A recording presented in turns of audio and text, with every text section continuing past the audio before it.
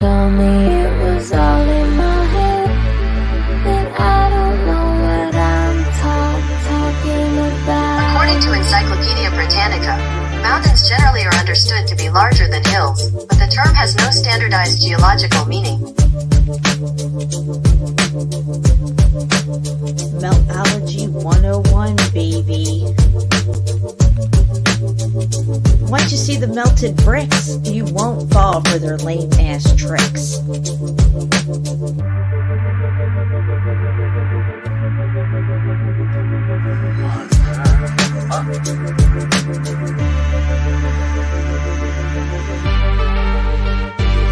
Geologist, you're fired.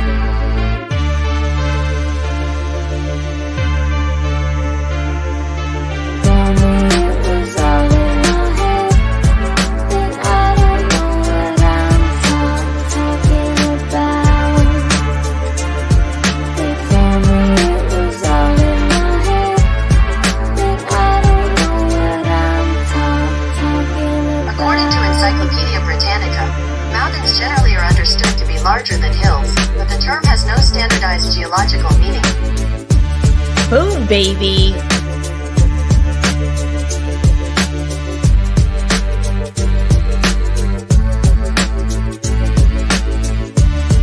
Just how many, quote, natural formations are really just extremely weathered, once extremely large stone-built structures?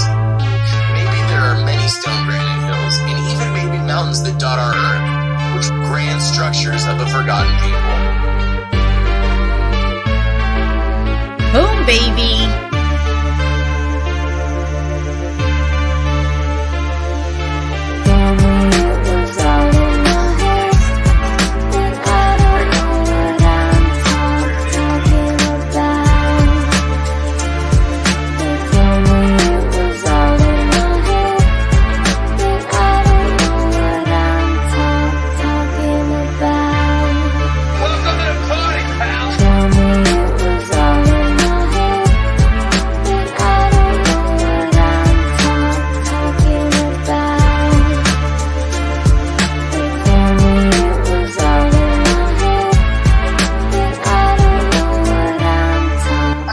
Encyclopedia Britannica, mountains generally are understood to be larger than hills, but the term has no standardized geological meaning.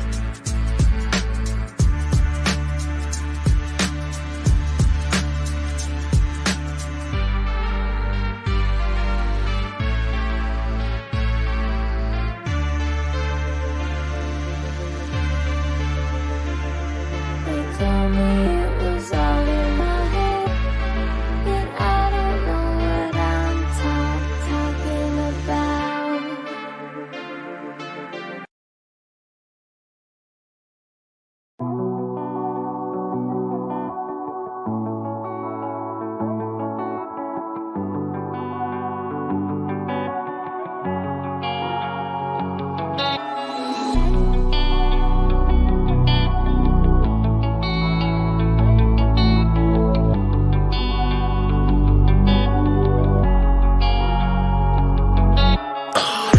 Seen God's eyes, but I seen the devil's. He walks with man on earth at different levels. He knows the king we serve, so he hates and meddles and prays that we all burn and turn to rebels. He tried to get my soul, but I'll never settle. I walk this lonely road from the burbs to ghettos. I'll take the gift bestowed and return a vessel. I am the one they chose. Yeah, yeah, yeah. Rebellious in all ways, been sinners since birth. He knew that it would happen when he put us on this earth. We demonize religion, brought corruption to the church. We know the price of everything, but we don't know the worth. We spend all of our time idolizing false prophets. Comparison's the enemy, stop watching others' pockets. The social system's broken, we divide on every topic. They fabricate the truth and we all monetize the gossip. We know the problems and we see them but don't want to change. We're desensitized to every issue cause they let us profit off of people's pain. In this dystopian age, we are the game that he plays, and all the evil, deceitful people should shake our faith. I never seen God's eyes, but I seen the devil's. He walks with man on earth at different levels. He knows the king we serve, so he hates and meddles and prays that we all burn and turn to rebels. He tried to get my soul, but I'll never settle. I walk this lonely road from the burbs to bestowed and return a vessel. I am the one they chose. Yeah, yeah, yeah. Our God is an awesome artist. In perilous times we seek His grace as the world and the times we face turn fake in the face of the devil's mirages. In the midst of the pain, just staying in the media's push of all this garbage. I pray that you keep your faith as the whole world breaks and the real get disregarded. It's about time that we take it back. The wait's too great for the camel's back. Strong men made life an easy task, and now the weak men feminize every act. In the church, in the workplace, every class, on the television screen, in the state of rap. All virtues gone and it's faded black. We in hell on earth and it's gon' collapse. Integrity's lost, hedonism, we incentivize gods on the way the revolution will be televised. Gone too far, don't know if we can rectify. At those gates we will testify. So I'm saying it now so they counteract clockwise. We are living in times where the wicked is all rise. The intelligent fall while the stupid is all drive. And the real get pushed aside. Yeah, I never seen God's eyes, but I seen the devil's. He walks with men on earth at different levels. He knows the king we serve, so he hates and meddles and prays that we all burn and turn to rebels. He tried to get my soul, but I'll never settle. I'll walk this lonely road from the birth to ghettos. I'll take the gift bestowed and return a vessel. I am the one they chose. Yeah, yeah, yeah.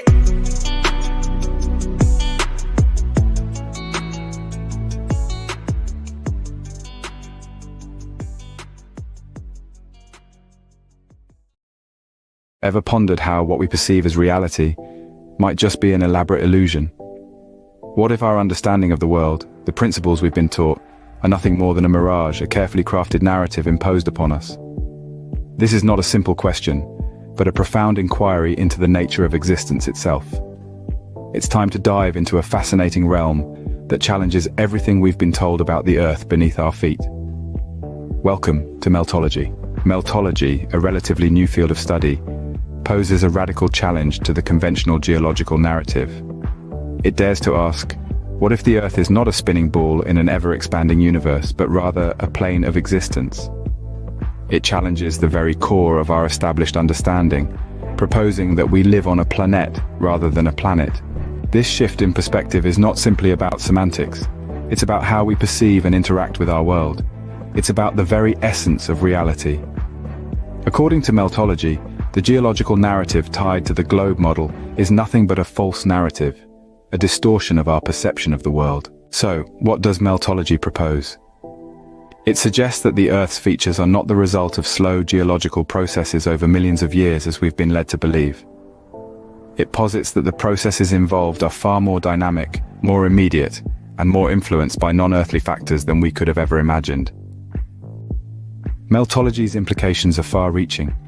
It calls for a complete re-evaluation of how we perceive the Earth. It demands that we question the accepted theories about the formation of mountains, the creation of oceans, and the origins of continents. It even challenges the very concept of time. The key points of Meltology are revolutionary, to say the least. It proposes that the Earth is a plane, not a planet, shattering the globe model we've been taught. It challenges the geological narrative, suggesting that the Earth's features are the result of dynamic processes, not slow geological ones. And finally, it calls for a re-evaluation of our perception of time and reality. In conclusion, Meltology is a radical new field that encourages us to question everything we've been taught about the Earth and our place in the universe. It challenges us to reconsider the very nature of reality. Whether you're ready to embrace these ideas or not, they certainly offer food for thought. After all, isn't it the nature of knowledge to evolve, to question, and to challenge? Perhaps it's time to rethink what we know about the world beneath our feet.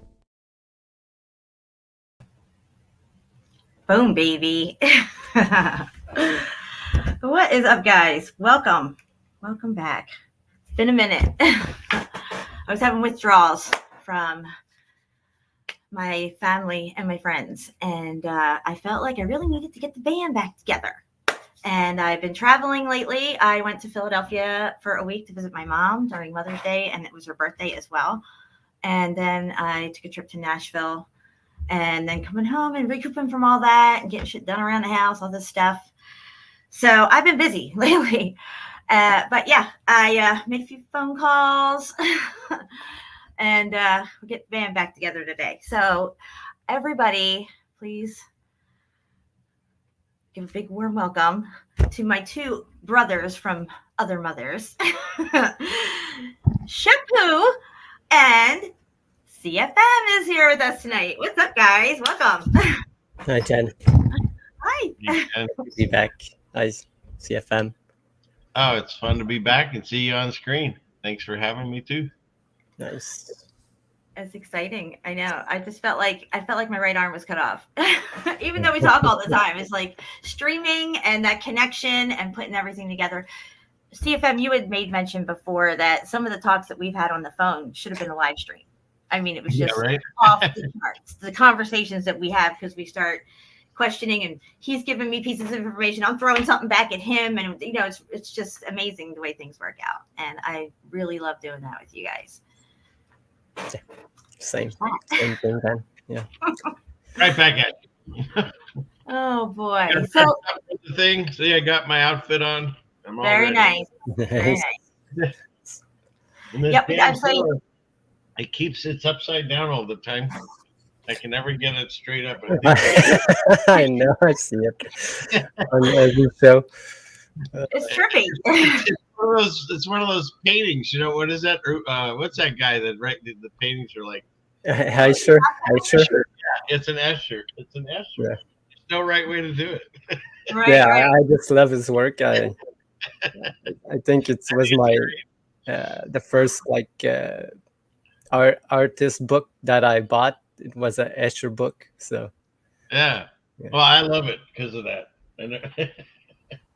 Yeah, when you first showed it to me, I'm like, did they make a mistake? Like, what's wrong with this pillow?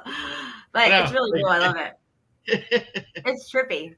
It's a melting city, but it makes your brain melts when you look at it. Right? I don't know. Sideways, I don't know. It doesn't really. Anyway, enough of that. Oh boy. So, guys, what have you been up to? I know CFM's been doing some really cool stuff and putting out some interviews. You interviewed JC follows JT, or is it JT follows JC? I forget. That's JT. I did that too. JT follows JC. Jesus Christ at the end. See? Oh, I gotcha. Yeah, but the other way around, he follows you everywhere, so it still works. For sure, that's very true, Button. Exactly. I'm trying to find it right now. That's very true.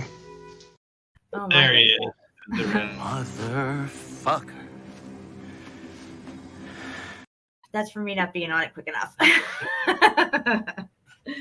And thank you, Johnny, for my channel in the chat. That's really nice. I watched him play saxophone today. Did you see that? He's got a short little video of him playing saxophone. No, I didn't. I don't even know if I subscribed to him. Did you see it, Chapu?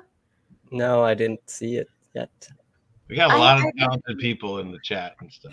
I had not heard of them really before. Freya mentioned them to me and said that you were trying to facilitate a show with them. And I've been, traveling and family and a lot of stuff, so I haven't really been paying attention to the YouTube world. And no, you put it up today. Just a few minutes of him playing. It's kind of fun. See people's talents that they have at home. Well, that was a really good interview. And with JT, yeah, wasn't that something? Because it's nice to actually have people that aren't ready to just like shut you down and listen to you. And that basically the same thing was going on. Like we're going. Oh, she's frozen. We're going along learning these things, and I guess at the same time they were doing it because him and this other gentleman, Alpha Talks and stuff. I don't know what happened to my camera, so guys. we're all kind of going at the same time, and we're suddenly finally put together and crossed. It's really nice to have that. So I'm looking forward to hopefully having more discussions with him. So nice. I didn't have time to watch it yet, but I watched the last one you did. It was really good. Oh, thanks. Nice stuff. The definition and was scientific was so nice. You know what's weird? I wanted to bring that up today, and when you type it in now, they've changed it. I can't get it to say that now. It's weird. I was doing that before the show started, so I typed in the same things I did that night on the live stream. So now I got to go back to the live stream and watch it. Yeah. They're so fast now, just to change it when things don't go their way. It's amazing. Yeah, and for anybody that doesn't know, I took the word scientific and in Google Translate from Latin to English, and it said be aware that it's fiction, but now it doesn't say that. I'm trying. It seems like they altered it now. It doesn't work. It's just one of those things. Guys, I don't know what happened to my camera. That's funny. So when we get together, Jen says to me, "Are you just gonna have your screen like this all night, or are you gonna turn it on?" Okay. So then, what does she do? She goes literally black screen. Dude, I don't know. I think I might have hit a button or scrolled something. I'm not sure, but it just went all black on me. That's weird. Yeah, that's weird. I know I was on the settings button, and then after that, I don't know what happened. You might have to drop out of your stream and come back. Yeah, I think I'm going to do that. You guys do your thing. I'll be right back. Yeah, good. Yeah, I'll be right back. Yeah, well, Thank God we got rid of that dead weight. Yeah. yeah, we got our show now. It's with the takeover. yeah, I have to come up with a name for it. yeah, I don't know. So got it. I don't know. I've never done a show before. What do we do when we're just stalling? You crack out a guitar every once in a while. That's nice. Yeah, once in a while. I've been busy. Yeah, I finished my guitar right there. That I don't know if you watched the previous show. I said I was working on my SD guitar here. It was just hanging out, and now it's finished. It was broken. You fixed it? No, I just bought a used one, and I modified it to what I wanted. Oh, nice. To be. So I just sanded all, painted, repainted, recoat the clear and everything. Bought. Wow. Yeah, I bought some new pickups and a couple. Yeah, things. I'm working on my tambourine. It's missing one of the things here, so I'm working on that. Yeah, I don't know. I want to get a job on the Partridge Family, right? Who was that? There was that one girl. That's all she did, God, we got to get a clip from that and use it as a drop. That and something from the Monkeys or the Munsters, those shows. Yeah, they got to I get to the point where Streamer doesn't like put many new drops. I have to delete I know. too many. Oh, that's much better. Thank you. So I wanted to do a show one day, maybe with you guys, about all the slow motion. Oh, you are? Look at it. I'm going through space. Help. You guys are tripping me out tonight. Oh my God. That's too funny. This is the way it looks when you do that. You got some weird stuff going on here, Jen. I don't know. You're blessing us tonight with some excitement. All right, let me drop out and come back and see if that. Oh wait, that helped. Whatever. Shampoo fixed it. That was bizarre. Got caught in some weird time warp. Oh, I like your avatar, Shampoo. Yes, I like that. Yeah. It's like handsome superhero, ordinary kind of guy look. Right? I look too goofy, so I went with the serious one. Yeah, LBK, Redstone wanted to see it from it. Look, There guys. you go. He just worked on that and got it all working. That's I finished my guitar that I was working on. Yeah, it looks great. So I changed the pickups, and I had it like a third knob, because usually they're only 2 or 4, but I wanted 3. And I modified it, and the plug-in is right there. It used to be on top here. Pretty nice. That's excellent. That Plays thing is really good. It's a Epiphone SG. Look at that, yeah. Yeah. So you're gonna play a little bit for us when. Well, you won't hear it because it's it's not plugged in, but he makes guitars and he makes chainmail. 2 things you want in a man. I'm sorry. Right. All right, so I have dry mouth. Melanie just showed up, so we can start the show now. Finally. I want to address something real quick in the chat. Red Storm, I still love you. This is my backup channel, which has now become my main channel, and there's only a few people that have wrenches at this point, because I have not wrenched anybody and really done anything over here at too much. So just bear with me with things. I'm going to go at my own pace. I don't want to feel like I have to do anything too soon just to please anybody else.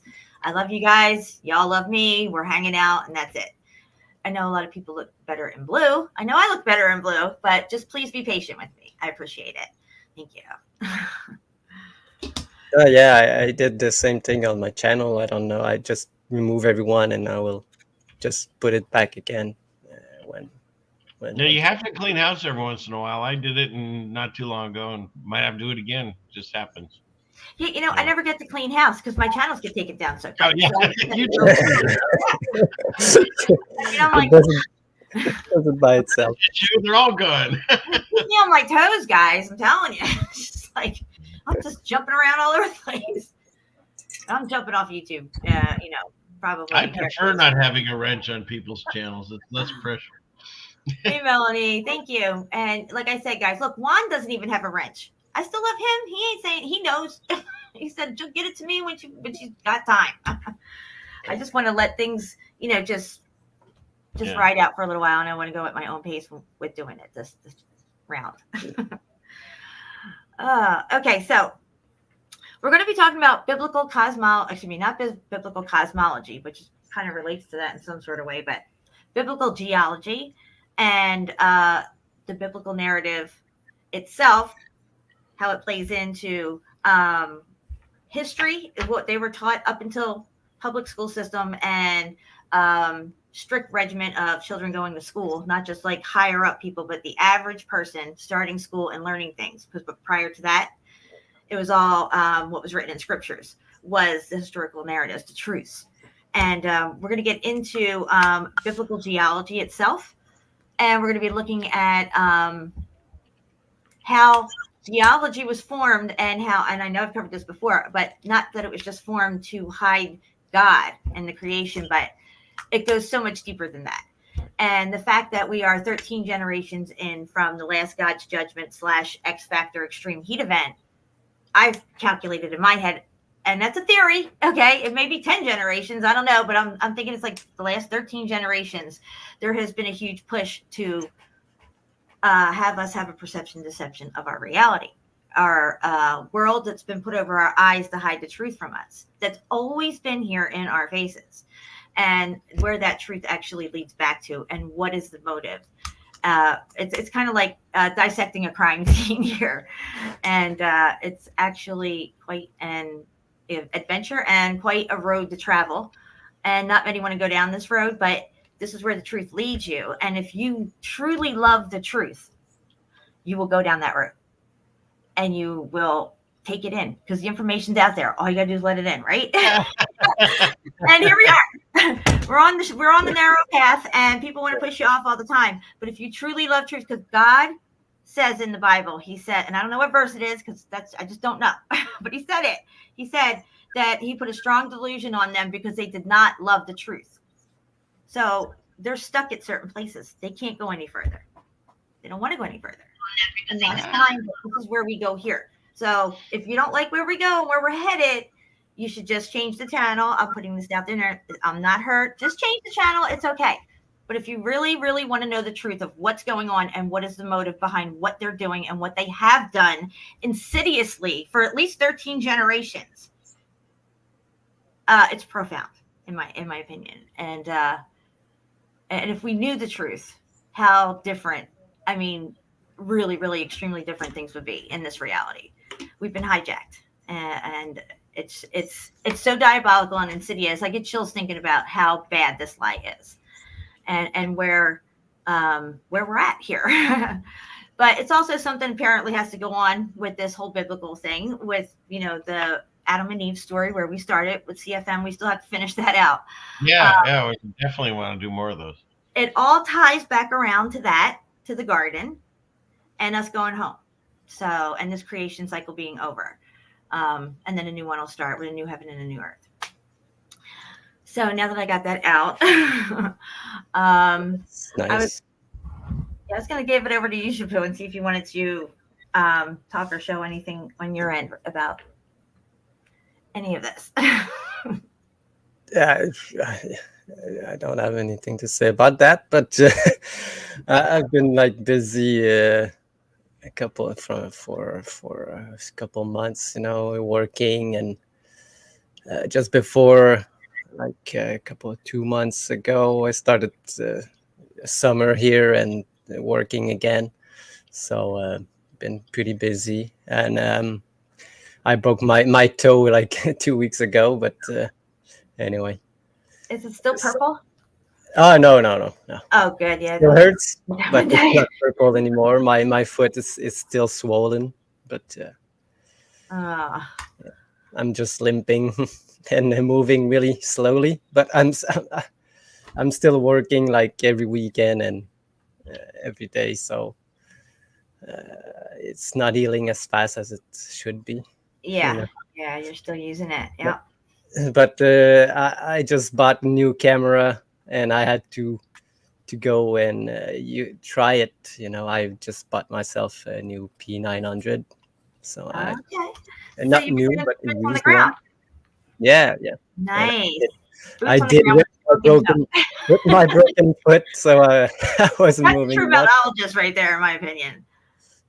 But yeah, I was waiting for the nice weather to go out, and I couldn't miss it, so I went out anyway. Well, you got it, especially up there. Yeah.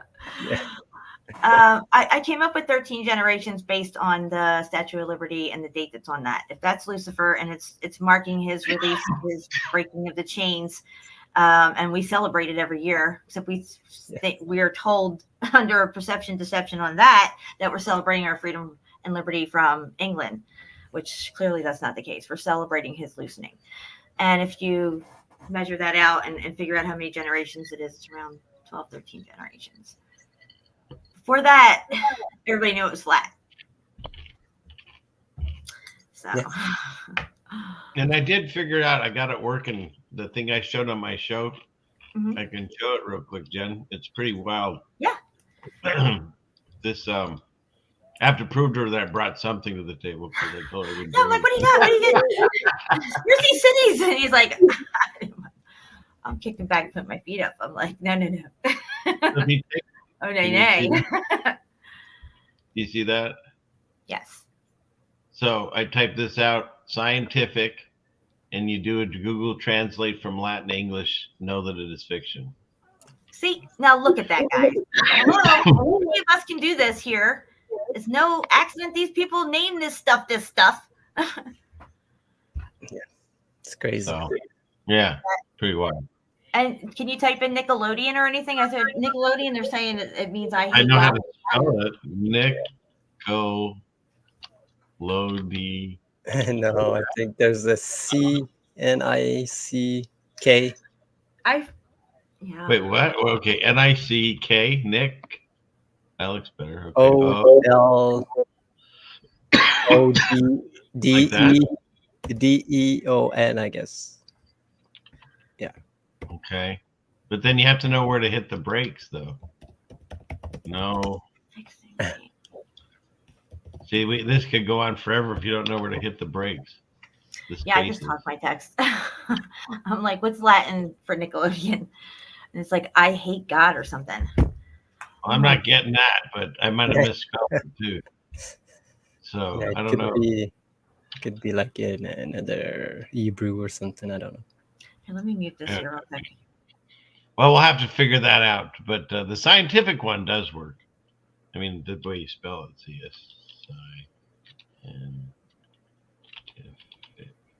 no, the way you're doing. I spelled it wrong. See, if you don't get it exactly right. It said, okay, here it is. I'm going to open this up now. I don't know if this is a spoof or what, but it says Nickelodeon is Latin for I don't care about God.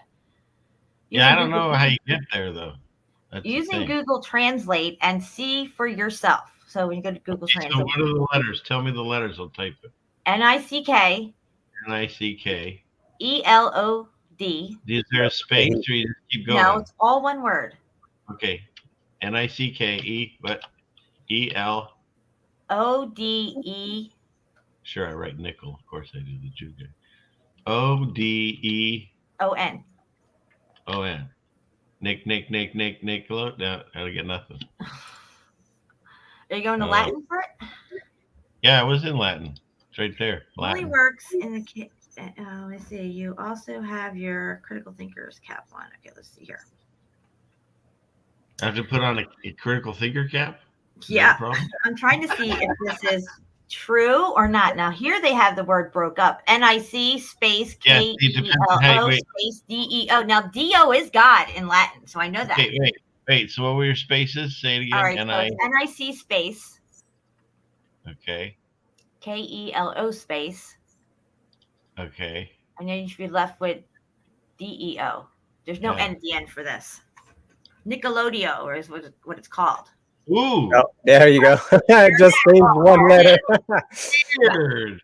What's that, Jen? You put this on, and it's like, it's just a weird word. Okay, yeah. And So what would be the motive for this, guys? I mean, what would be the motive for this? Okay, all your kids watched it. My kids watched Nickelodeon. Yeah. They got everybody buying into it. These kids are being molested left and right, and this is what it means? Are you kidding me? Wow. That's muffed up. That is muffed up. That's insidious right there. And that's like my new word, right? It's like everything's Yeah, insidious. I noticed that. You wear it well. You keep using it well. Where is insidious? So let's see. Let me try this other one live again. It's very true. Yes, live. It is.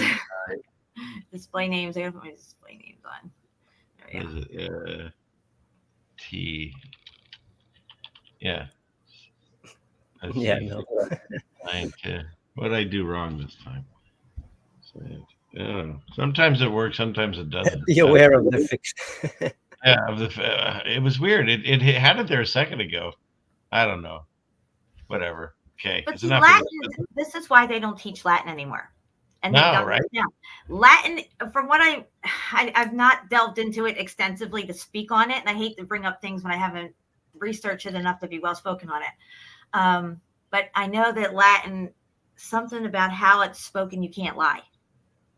You can't lie when you speak Latin. See what I'm saying? I don't know exactly how it works. But yeah. Especially you can't lie. So that wouldn't work in Satan's world, right? Figures why they had to get rid of Latin. Yeah. Who the hell takes Latin anymore, right? Yeah, they used to teach it in school. It was like required Yeah. at first. And then they're like, no. We don't want smart people who know stuff. We need dumbed down people who will dumb down their kids. Yeah. It's crazy Yeah, guys. because it's a mix of all the Romance language, French, English, Portuguese, Spanish. All Latin comes from this. So if you know Latin, you could know a lot of language just by knowing Latin. So maybe that's another reason. Yeah, it seems like they've branched off from it in some various form in all these different areas. I wonder if they did that deliberately as well. Yeah. It makes sense to me that maybe during a millennial reign of Christ that everybody would speak the same language. You know what I mean? That kind of a oneness, which could be Latin. And then all these other languages derived out from it, for all these, different nations it formed. And I want to stress also that kingdoms are kingdoms, and they try to muddy the waters when you look up what a kingdom is and what a nation is. Okay. It says in the Bible, and I'm taking it literally, that he will go forth and deceive the nations in the short season. He's loosened for a short season, and that is his job. And we already know there's a cataclysm that takes place. Okay. A God's judgment, and it wipes out a lot of people. So you've got to build that population back. That takes time, at least 5 to 7 generations, okay? And then you have to have enough population to where you can have nations, and then you have nation states, which all the nations and nation states, mostly except for England and a few other places, came about and stopped calling themselves kingdoms, and now they're nations, which is really key to all this, for like proof-wise. Yeah, exactly. I can't stand the silence. It's deafening. Oh. No, it's just crazy what they are doing. They're not hiding anything that they do anymore. On live TV and on. I don't know if we don't really got the Eurovision contest here in America and Canada, but it was crazy what I saw from there. They're just pushing this Satanist agenda like crazy. It's Yeah, they're normalizing all this stuff. And it's, I mean, once you understand and really grasp where we are at, then you better understand why things are happening. And it all comes together. The whole story comes together. And it's undeniable, in my opinion. What do you think, CFM? Yes. Yes. You better say yes. Beat you over the head with my brick. Oh yeah, or that taser is coming out again. Oh shit. Oh, I see. Nope. Yeah.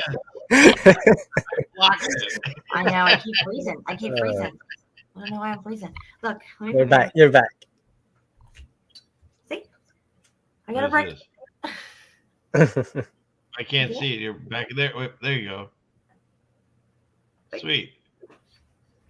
Erin Nice. sent me that last year for my birthday. That was sweet. Yes, I guess nice. that's not the thing. Yeah, I usually have it sitting up here in this area, but so yeah, when I said I was going to hit you over the head with my brick, I wasn't kidding. I was worried about her taser. Now she's got a brick to throw at you. Yeah, and I got something else too. Oh, it's show and tell. No, I'm just saying, because you have to have PPE, right? You know, during the whole thing that happened, you have to have personal protection equipment. That's what this is. With my little bat. Oh, Lord. Oh, you're Minnie Negan. I see. Or no, what was it? It's Lucille. good for under the seat in your car, kind of little bat. I have a bat tucked away in every corner of my house. It's just the way we roll. Yeah, another Even thing. from Alabama. Right there. Lucifer. Yeah. What are you pointing at? Is that Jinx? Yeah, if I I just see your eyes. Oh, I can't. I don't see her eyes. take Usually, out the names. If you could take out the names, you could see. Yeah, I'm going to do it now, Shafu. I'll take out the names. Let me get over there. She's like just so hot here. Look, right she's there. lying on her on me. back. I don't know if you can see. Look at her little eyes. oh, there she is, upside down. That's funny. Jinx probably missed it. She missed us live streaming. Jinx. Oh, there she goes. Right. Funny. That's hilarious. Yeah. Have anybody here? No, I don't have anyone visiting me. Yeah, it's so hot and humid. She's just like right on the fan. Just look at her. She's so cute. She's usually really active and talking. I guess she's not in any heat right now. No. She's just hot. That's it. She's hot, but she's not in heat. Yeah. That's right. That's how we make it make sense around here. Yeah, I wore my Make It Make Sense shirt the other day. Nobody asked me anything about it, but yeah, they don't like me. This one, they don't ask me hold anything. on. Let me make you on big screen again. Show me that. Yeah, I like that. that's cool. Yeah, it's I in like there. the coloring and the font that you're using on that. Kind of has a 70s vibe to it a little bit. Yeah, like more like chunky. Yes, Mhm. 70s are back. Mullets, everything. All the commercials from the 70s and the 60s, when you look back on them, even the 50s, we should just do a whole show on these commercials, man. If we could bring them up, I don't know if we'd be allowed to play them, but these old commercials, now that we're where we're at now, it is so unbelievable, the stuff that's in there. That would be an interesting show, I think. Yeah, I know what you're talking. I used to save them and do some. Where did I put them? I did put them on YouTube or on Facebook. I think Facebook it doesn't allow them, most of them, because there's some kind of music in it, and and Facebook don't allow like a lot of music from other places. So Yeah, I just found that out. I just thought I'd try. I'm starting up a TikTok to see if I can throw things on there, because a lot of people get views there. And I took a video that was free music from YouTube, and when I put it there, they blocked the sound. So it just, you never know one company to another what they're going to allow. It's nuts. yeah, But they didn't give you a strike for it. They just block it. And Yeah, well, but if the music is behind the audio and it takes out the audio, there's no point. Oh, yeah, well, then you got a problem there. I see what you're saying. Deleted it, because it's like, but you never know what they're, and we're already tied our hands on YouTube. There's only certain things we can say and do, and music we can play. Yeah, and then not only that, other people want to tell you what you can say and can't say and talk about. It's just like, well, whatever. I know. Yeah, that's another. I'm on a duck's back at this point. I'm a rebel. Tell me not to do something, I'm going to go do it probably.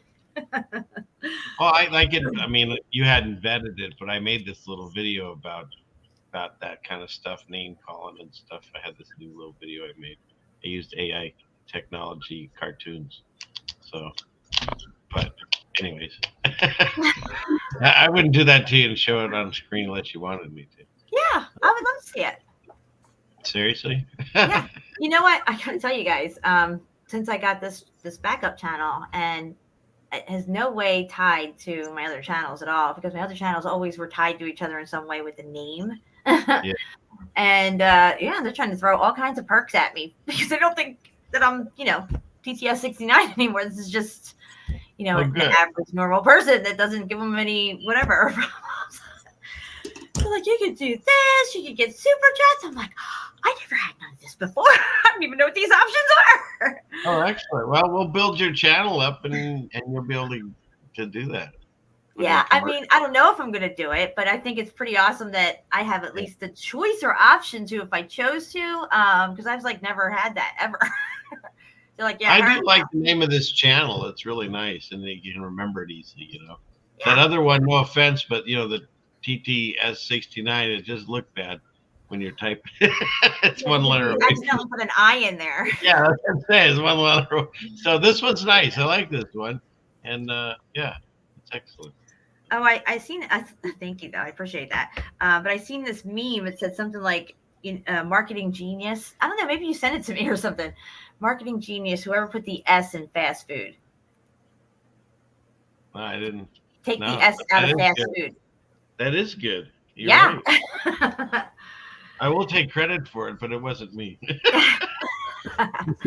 What's funny? We send things back and forth to each other and stuff, and like I know there was one not too long ago that Jen sent me, and I had sent it to her, like I don't know, 6 months earlier, but it rolls around, and she sent it to, and we end up sending things back and forth and forgetting we sent them and stuff. So it's just all the time. Hey, Freya's in the house. What's up, Freya? And Jamie is here. Jamie, I see you there, girl. Everybody was asking where you were. Getting worried. All right. So,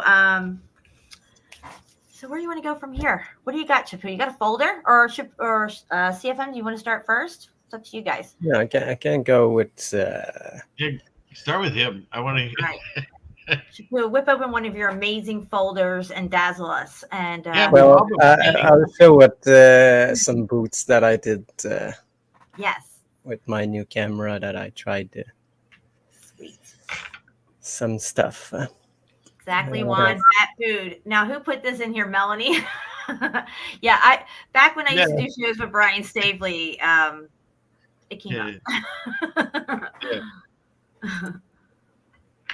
Hi, Jamie. Yes, I heard you got your shirt. So cool. Yes, yeah. All right.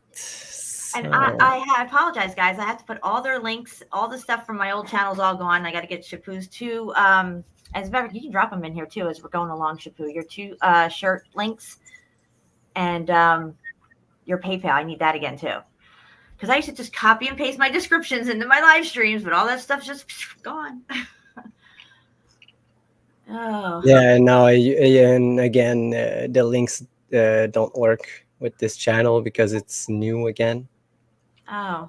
But I don't know what they're saying, because they told me that in 2 months the link could be, but now it's been like 4 months since they gave me this fake strike, and my links don't work. And so I don't know what's going on with YouTube. Well, here on this channel, your link and CFM's link is working. Yeah, the links to YouTube, yes, they're okay, but outside of YouTube, they don't work, So, and they don't post the entire link, so you cannot copy it and So paste it because there's that's what should be nothing punished, beyond. because that happened to me because I was being punished by YouTube. They took that away from me. Only the YouTube links would work. Before I could drop all my links and they would work, but they just decided to take that away from me. Yeah, they take that out from me because they said that I didn't post enough, and You're not I posted, participating like, enough, Shapu. Don't you know this is Yeah, what happens when you don't participate enough? They did that on my backup channel. They made it so like you said, I couldn't even post things on my own channel because I wasn't using it enough. yeah, that's crazy. They just I'm in slow motion again. I don't know. It's so ridiculous, but it's almost over, so there's that. okay. Almost. So What they really don't like is us using their platform against them. That's the big problem. yeah, I think I have to drop out and back in. Oh, there we go. Whoa. No, I keep doing slow motion. It's really weird to watch myself talk, and then it says it after I say it. So, but I'm back. It's fine. I'm having my own personal moment. okay. You sound fine on our end, just by the way. I just wanted to tell you that. Yeah. Fantastic. All right. All right. So let's show entire screen. Share. Okay. So I don't know if you guys remember last year I went to this place where there was like they said an old mill. I found like there's only like a corner of a building with the windows just sticking out, nothing underneath, like no doors, no nothing. It was all bricks, but it was along the shoreline.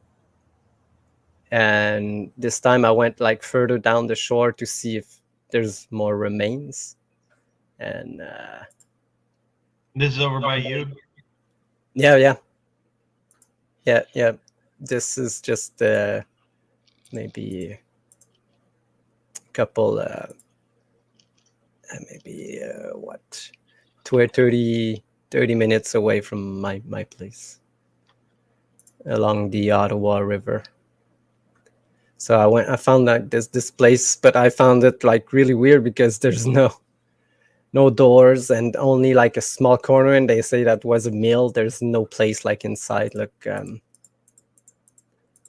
there's bricks all over, but it's only like a big square, so there's not really a place to put a mill.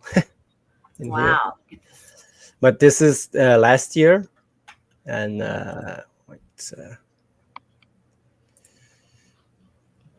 where's so this year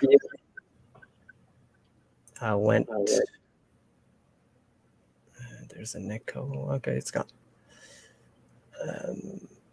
Do I have? Yeah, I think I have. Wow, look at all these pictures. I know. Yeah. So, and this is just a little further. Let's see.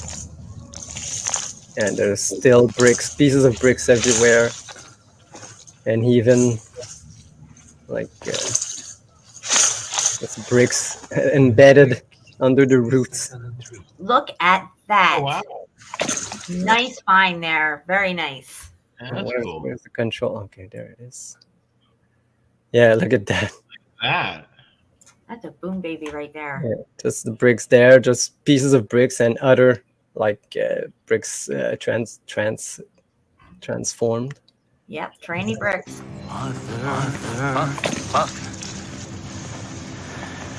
And if you see, like, there's look, the river's right there. The old mill is like maybe further down.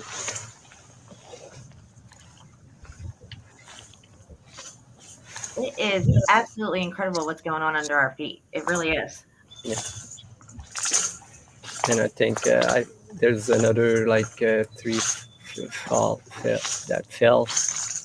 And look, there's a. What is that? A little fox? No, I think it was like a what is it called? They dig holes in the ground. Groundhog. Groundhog? Oh, I Yeah. gotcha. Look again, pieces of bricks underneath the roots and rocks. Bricks everywhere here. So I was, where is it? Okay, right there. Pause. The mill. Just if I go down this way, the mill should be what I showed you before, and all this coastline. I think I'm gonna go down further because I think there's more ruins all along this place. You're gonna have to bring a little pickaxe thing with you, like Kairos has. Yeah, just dig in a little here and there, see what's going on. You know, maybe like half a foot. I mean, it's right under the surface, pretty much. Yeah, exactly. So there's bricks all over the place here, like broken bricks, and none of them like had tags or anything. Wow. Yeah, this is like that's gold right there. That's gold. And they're not small trees either. They're yeah, I can see that. They got to be at least 100-year-old, if not more. Let's see. Look at that. Wow. That's all muffed up. Yeah, and I tried to find what was there. They say it was an old mill, but it's all over the shoreline, so it was much bigger than just the mill. You know, maybe they used these old buildings that were there to put some mills. But, I went further. This is on the Ottawa side. It does look like certain places they not only refurbished but used whatever structural foundation was there. And then just say that it's from that building that they built on top of it. You know, like where's that place at? It's a Temple of Jupiter, I think it is, in Libya or something, where they have those trilithon kind of massive stones. It looks like a platform, and then they built the temple on top of it. I'm trying to say it's older civilization or something. Not sure, but there's a lot of places like what you just said. And then I went to this place.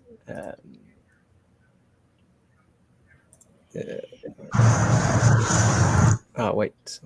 Sorry. Take your time. You're doing good. Okay. Yeah, don't worry. The chat's doing its own thing about boobs, so we're good. All right. Talking about boobs? I'm not even watching what you're talking about. Don't worry about it. I'm sorry. I didn't mean to turn. No, there was a live stream a while ago where they were talking about boobs too. I'm like texting Melanie. I'm like, "What's this boob stuff you guys are talking about?" And she's like laughing her ass off. I'm like, it started with your channel name about the TTS, and they couldn't get over. Oh, they're on that. Okay. Don't worry. I shouldn't have called them out. I for a while. Draw them attention, every one of you. Okay, keep going. All right. I went afterward to this place. This is they say it was like an old quarry, but they built the casino in my city right there on this place. I don't know. I'll turn my video. Wow. It was really windy that day, so I had to. Sorry about the camera shake. I had my tripod, but the wind was just moving on. But it's a big rounded area with the water.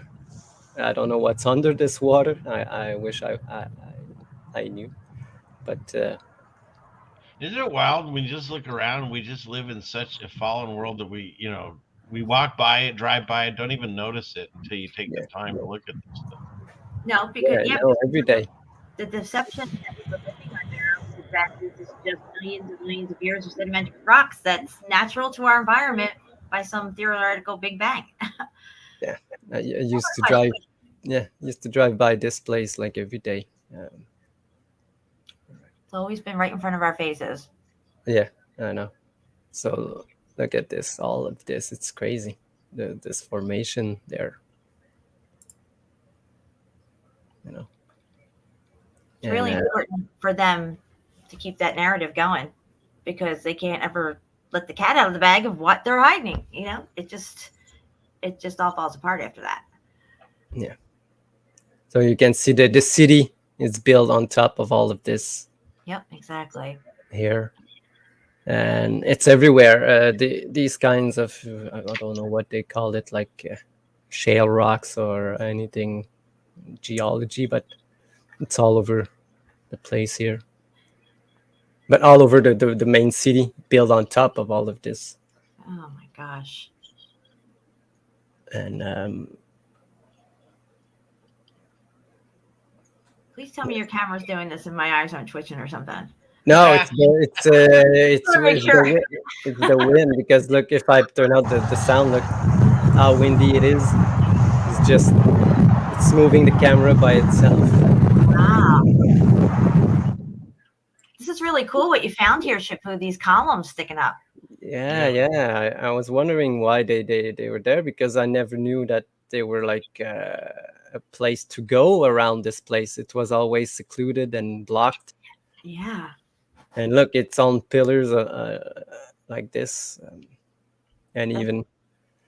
Oh, look at that thing. You can see it's melted too. It's like a melted obelisk or something you would find in a graveyard even. Yeah. That would be. But I don't know what they were used for. I tried to find like pictures of the place, but I couldn't really find really real history of this. Yeah, and this is like I'm zoomed in like at the maximum, and if you just move like a millimeter, it moves like like a couple inches in the front. But what I found interesting is that what they tried to hide in the middle of this pond, I guess, what you can call it. There's also this part here. Looks like this is new, but I don't know how they did this part here on top. That was. Yeah, that's interesting. Yeah. It's like some kind of drainage. Yeah, but I don't know where it goes or from where. But the city is all on top of it, so probably where the sewers. But what I was interesting this thing here. Yeah, it's a fountain. They put a fountain there, but they have disguised it as a look. Dude, I can see it underneath there. They're disguising it as some muffed up landscape building thing. Look at this. It's just like Stonehenge. It's all fake, guys. All fake. Dude. Yeah. This thing was all fake. I never knew it was fake. There's your geopolymer shit. Yeah. I thought it was a real island in the sun, but I found out that it wasn't. Dude, they've been faking our reality for so long. It's insane. It's just. Yeah, look at this shit. Look at this. Wow. Just look at it. Remember this thing that Cairo showed, the brick avalanche thing there, where they sprayed all that crap up on it, tried to make it look like it was natural landscape, hide the brick. Yeah.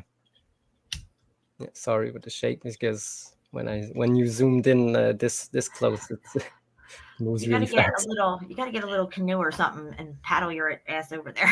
Yeah. But you can't. You have to have permission to go into this because it's secluded. Because it's to go to the casino, you can go on boat, so and you have to pass. Doesn't move. This thing doesn't go anywhere. It stays right here. No, this thing doesn't go anywhere. Okay, so it's a fountain that looks like a landscape covering over it. Yeah. Yeah, all of this, what you see on top, it's all fake. It's not even real.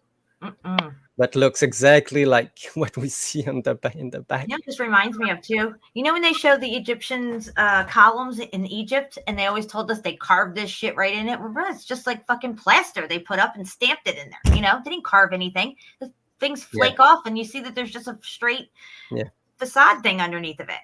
Yeah, exactly. Is this a working thing, or has this been dead for a while? No, it's working. Usually it's working, but when I went there, it was like the early summer season. So, but look, it looks like it could move a bit. You see, because now it's like looks like it was moving, but I know the camera. So maybe it's just floating. Barge at first or something like. Yeah, maybe it's just a barge just Like a janky looking barge that got muffed up on the storm Yeah. or something. I don't know. But this is trippy.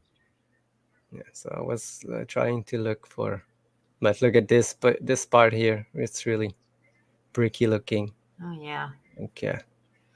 Isn't it funny how these sedimentary layers just perfectly form one on top of the other? It's just perfect. Everything. Yeah, and placed exactly like bricks. It's just Yeah, like perfect straight lines matching up all the way across. Yeah, such a coincidence. Yeah. So it goes on and on. I could go like look at it's. Wow. Yeah. And I was panning to get the full length of it, but it's. And this kind of reminds me of that wall that they found somewhere, the Texas wall or something. Somebody was digging around in their field and found a part of a wall, and it went like for 7 some miles. I don't know, maybe even longer than that. But it was like a straight wall, 30 feet high, underground. Yeah. So how'd that get there? Yeah. So look, this is what they built on top of this thing here. Repurposed. The casino here in the Hilton. Because the only way to enter is through here, and there's a guard post at the river, so you cannot like enter with anything. Right. So this is man-made. This is man-made. All this stuff, And it's not a natural river formation. I passed through a gate that was private. I was not allowed to go there, but I found a way in. So I wonder if you were able to look in the water and see what's down there. I wonder what we would find. It was too dark. I couldn't see. I'm just saying, like, if you could get a camera underwater or something. I wonder what's yeah, you can probably go dive there. It would be something to go see there. Definitely. Yeah. And you can see what else did I spotted. I was looking for the plumbing. You can see the water running down here. I was trying to find if there was like a pipe. I didn't see any. So we're seeing the core of these buildings, what's left, look at these layers here, even the terracing going up. That's incredible right there. And there's one of those columns broken off there. Yeah. Oh, did that just naturally form over millions of years that way? And steel. Yeah, you can see that there's this steel. And this is a platform that they made, but it's exactly the same as what they call natural here. Right. This site right here, just looking at this, cancels out archaeologists and geologists. They cancel each other out here. It's like Chambord. Chambord's sitting on a man-made platform, and that's like the thickness of it. Like this kind of look here along this, how all the buildings are on. Yeah, look how melted this old thing is. Wow, that kind of looks like petrified wood right there. Where? Like is that melted ground over top of it? Yes. This is all rock, like melted rock. Wow. I'm gonna go grab some more water. Keep going. I know you're not allowed. So yeah, look, you can clearly see all the lines. Yeah, the flow lines of the melt. Yep. And that's the amazing thing about these brick buildings when they melt. You can still make out the parallel running lines. We even found them up on Mount Shiha and took pictures of them within rock where you couldn't even really see like even this pattern of brick, but the mortar lines were still there. And it's just incredible. Yeah. And I found this one because look at how they are layered. That is perfect right there. Yes, exactly. It's exactly like a brick you would lay. And I found like this part was all melted. Oh, it had something on it there, like some other type of material, maybe even metal. Yeah. Nice. Now, we had talked about the Lynchburg effect before on this channel. And how that looks a lot like the Grand Canyon and different places that we see. And we do talk about the circuit board frying, the heat coming from below, this type of stuff. Do you hold on a second. Just looking at oh wow, look at that one. Yeah, wait. This one you'll like because somebody messed up like that one. I was like the waterfall. That's like not a natural one because you will see that all of this is all. Okay, wait a minute. Lower that for a second. Wait. You lower it just a second. So that big blob over there in front of us, there's a straight wall beneath it. Is that, you see that all right there? Is that all just foliage, or is that melted stuff on top of that perfect wall below it? This thing? Yeah. Here? Yeah. No, that's a wall. Yeah. Wow. So they got the sedimentary layer sitting on top of this perfect wall right here. Yeah. Wonder how they did that. But wait, do you see it? Look, there's a pipe here running, but here there should be the same thing. The wall is just gone, but this is all new on top. What's going on here? Wow. I didn't think I was going to. Is it the right footage? No, I don't think it's the right one. I don't know how come it's. I had two. I think it's the next one. But anyway. It's interesting, these man-made You're canal just- systems. Yeah. Man-made canal systems, and they're everywhere. We don't take note of them because, we walk right past it like everything else. But when you really start to think about the time frames, like if you look at the lock systems in Europe, France, and England, those lock systems, and it's just everything's man-made. It's just incredible. Yeah. Look at that. Yeah, I was just spanning to see the city where I am. Oh. But I think no, is it this one? No. We got Maybe. somebody tardy to the party. Daryl Davis just got here. What's up, Daryl?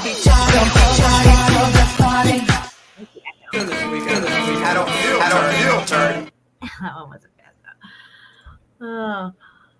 No, I think it's this one. Oh no.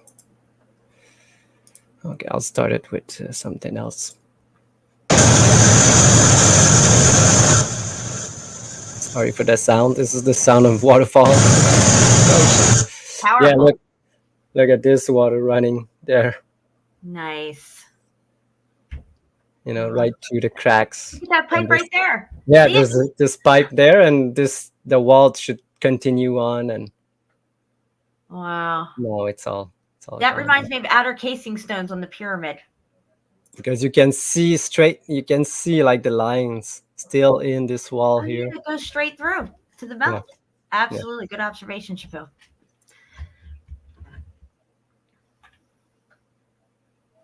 Because the entire coast around here, it's everywhere, I guess. Mm-hmm. It's all man-made, and around my area they are working a lot on stuff right now. You'll see that they're trying to hide a lot of stuff. All right, so this was the first day I went there.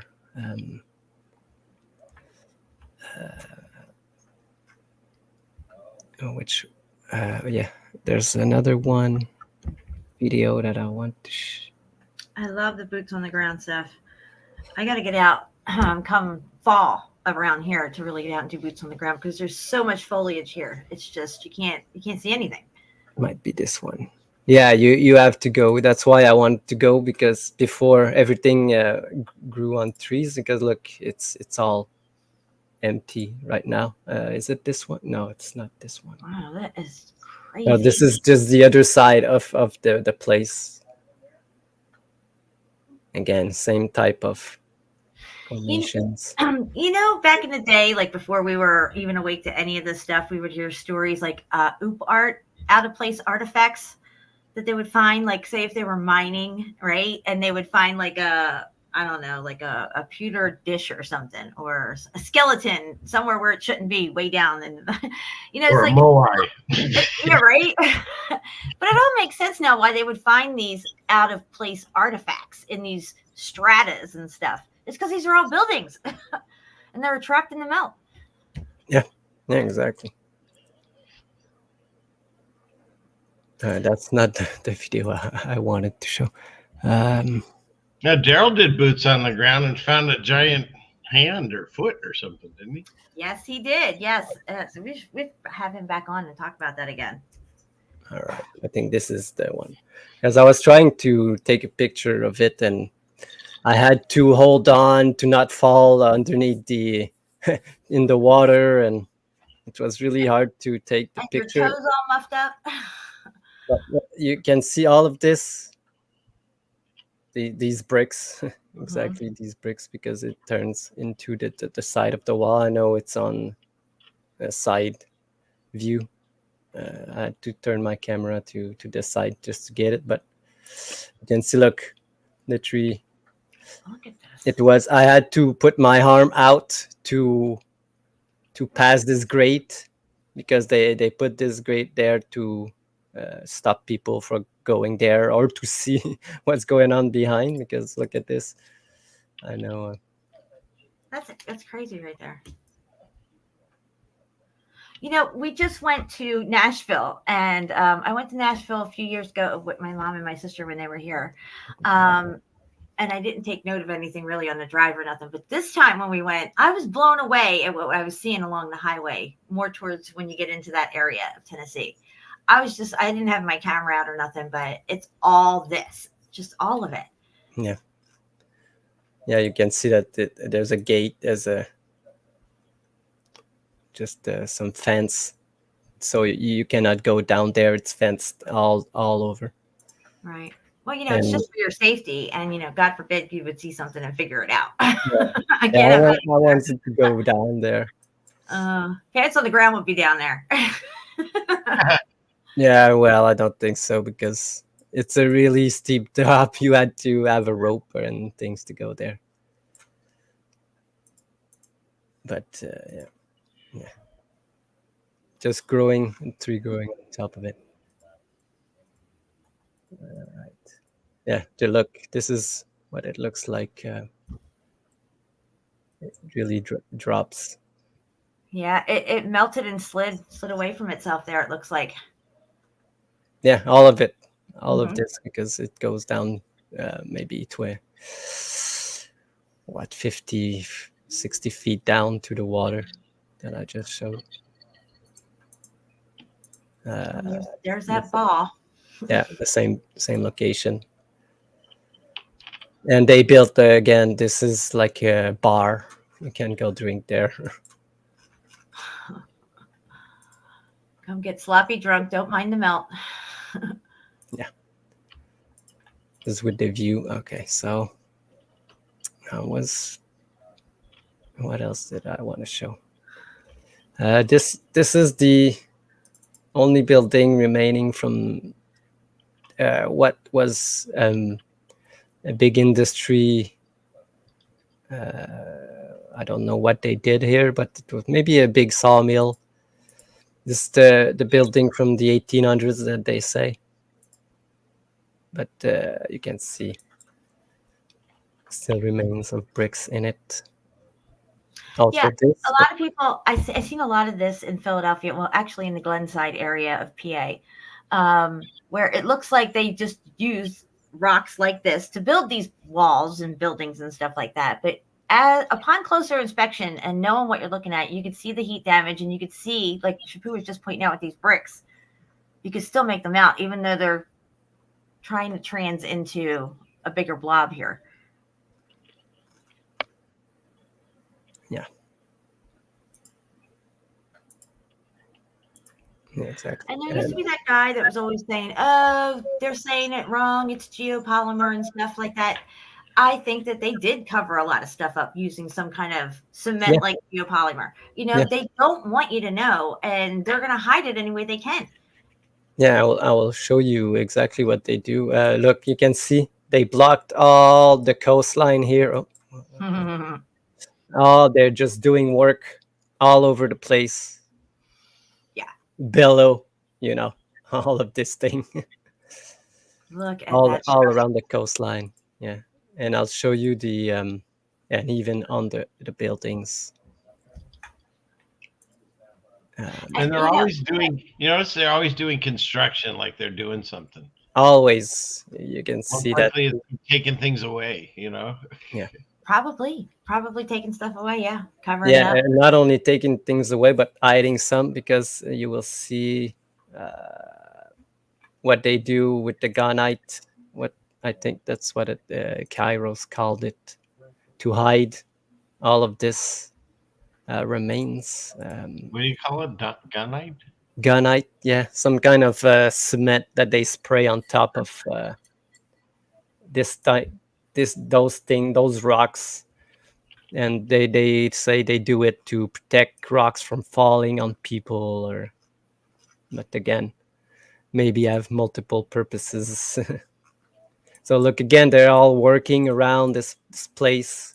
I was trying to get there last year, but they blocked all of it. And, Wow. Yeah. Everything's built on top of this. This kind of reminds me of the Ritz-Carlton with those columns sticking out.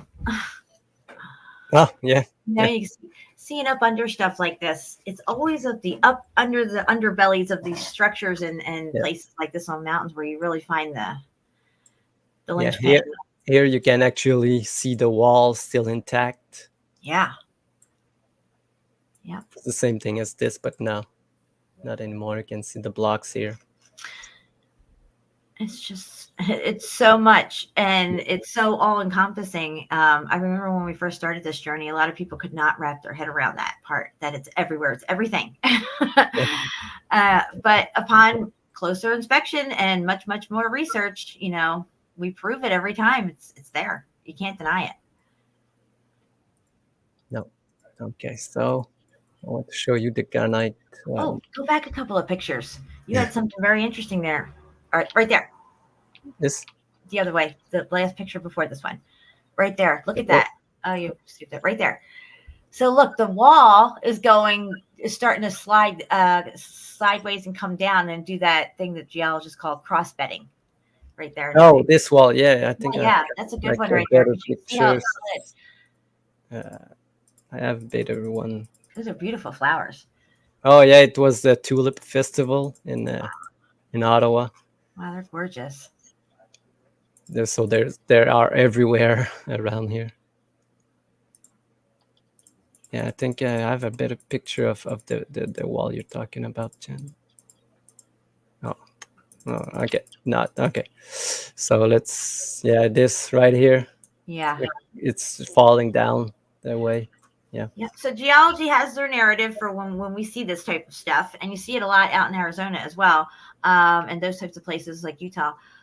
This type of thing where it looks like it's crisscrossing over or sliding down one way and going up another way and stuff, and they call it cross-bedding.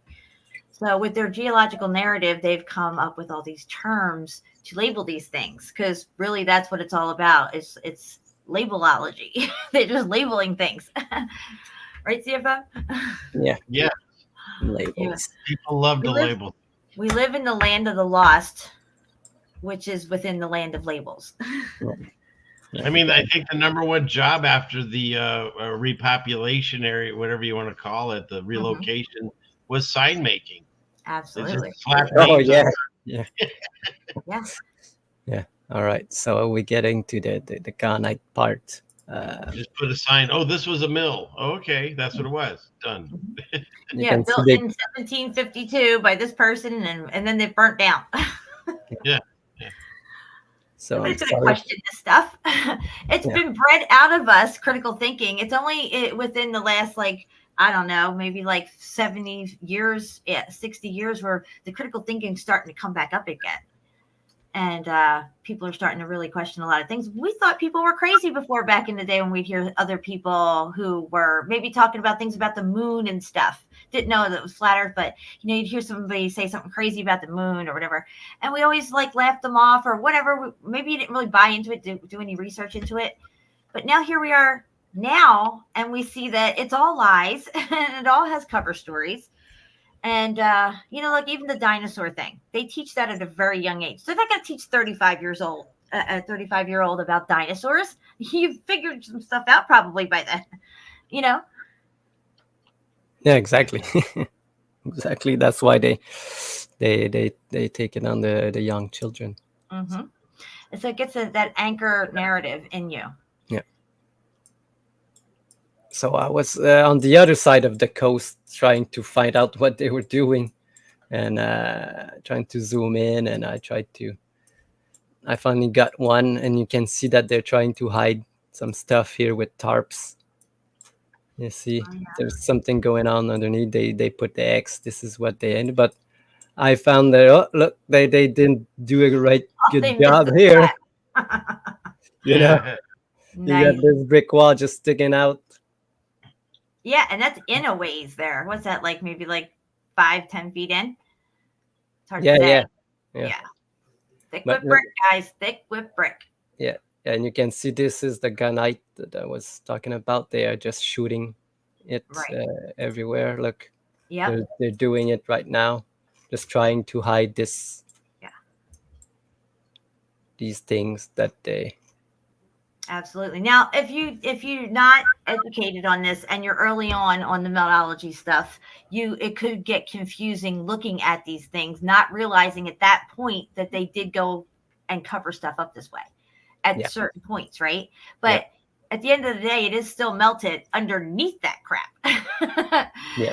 So, but there was a lot of bone and contention early on with the meltology stuff, and other people seeing things like this type of stuff. And, you know, I don't think the good thing to do is to butt heads right away about all this stuff. Just leave it on the table, sort it all out as you go along. This is a process. Look at that. Oh my gosh. Yeah. Looks like some kind of door right here. Wow. But they're gonna probably destroy. Look, they already destroyed a big part of it. Oh my. And I don't know what these X are for. Maybe to destroy the remaining, to make it flat like this. I don't know. You can't handle the truth. I haven't used him in a while. Yeah. There's a question in the chat. Where exactly in Canada did you film this? Ottawa, isn't it? I mean, France. Where in France? I didn't hear the question. Sorry. Oh, where in France is this? Yeah, where in France? Yeah, Ottawa. This is the Ottawa. Yes. It's in Ottawa. Olive juice. Olive juice. Someone said that she, I'm assuming, said that when you say that with no, like you just mouth it, like it's I love you. Oh yeah, I didn't know that. I told her that on my show a few shows back, guys, like because she was new in my chat, and I think she came from your show, one of your subscribers maybe. But I'm like, olive juice. I know what that means. That's from that movie. What movie? I don't know the name of it, but it's these two people who are a little mentally challenged and they can't really talk right, and they fall in love, and she would like mouth to him like I love you when she was on stage or he was on stage, but they would say olive juice because when you say olive juice, like you were saying, it you read their lips, it looks like I love you. Is it this one? It's a feel-good movie. You can see the people that are just working on the bridge again. But all of look at this big giant wall that goes like. She's a woman. It's confirmed. All right. I know her by her feet. Send us a picture of your feet. We want proof. Go on feet pictures. Yeah. No muffed up feet, just feet. My goodness. What a show.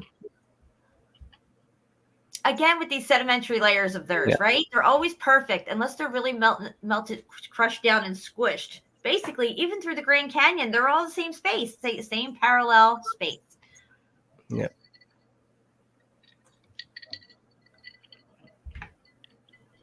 Olive Juice had a pedicure, so her feet will look nice. Good. Nice. I need to get one. Yeah, I just getting used to this camera. It's much more heavier than that and bigger than the one that I used to have. So. Yeah, Josh, and I agree with you here. You know, everything's compartmentalized. Most people who are geologists, and there's not very many of them, guys, look up how many geologists there are in the world. Okay, we outnumber them. I'm just saying, just in one Facebook group, we outnumber the geologists. The ones at the top, the ones who are, you know, teachers of these at these particular institutions and stuff, they're probably high-level Masons as well. Tom Petty knows. We know that. And they're taught this narrative, and they pay for this education, this lie, this indoctrination, because they live the lie every day. And the problem is that the people on the daily do not understand the lie that they're living. So that's why the truth seems so crazy and foreign to them. So until they're able to understand the lie itself, why we're given this lie from birth through all these generations, and how we've been living and how it affects us and our choices that we make and the lifestyles that we live here. Only then can you fully understand the truth of the matter and how insidious and diabolical this whole thing has been.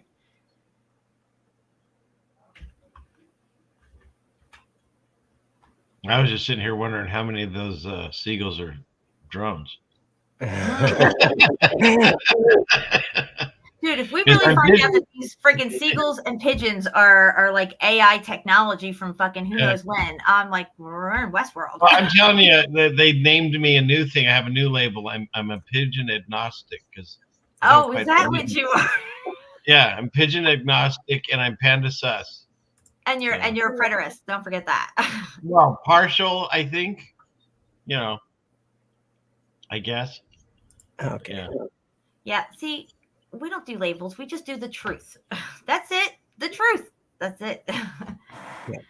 Labels And compartmentalize. I now totally believe that the new Melinda Gates is actually Kevin Kline in disguise. I think I'm on board with that. I'm totally on board with it too. Yeah. Sure. Those pictures look undeniable to me. Fun world we live in. What was that? So this is. Can you go back to that? I was coming back home, and I passed on the bike trail, and I saw this in the woods. What is this wall? So I had to stop and take a look at it. But there was some little guy making his home in the melt. Oh, he's got red squirrels. We don't have red squirrels here.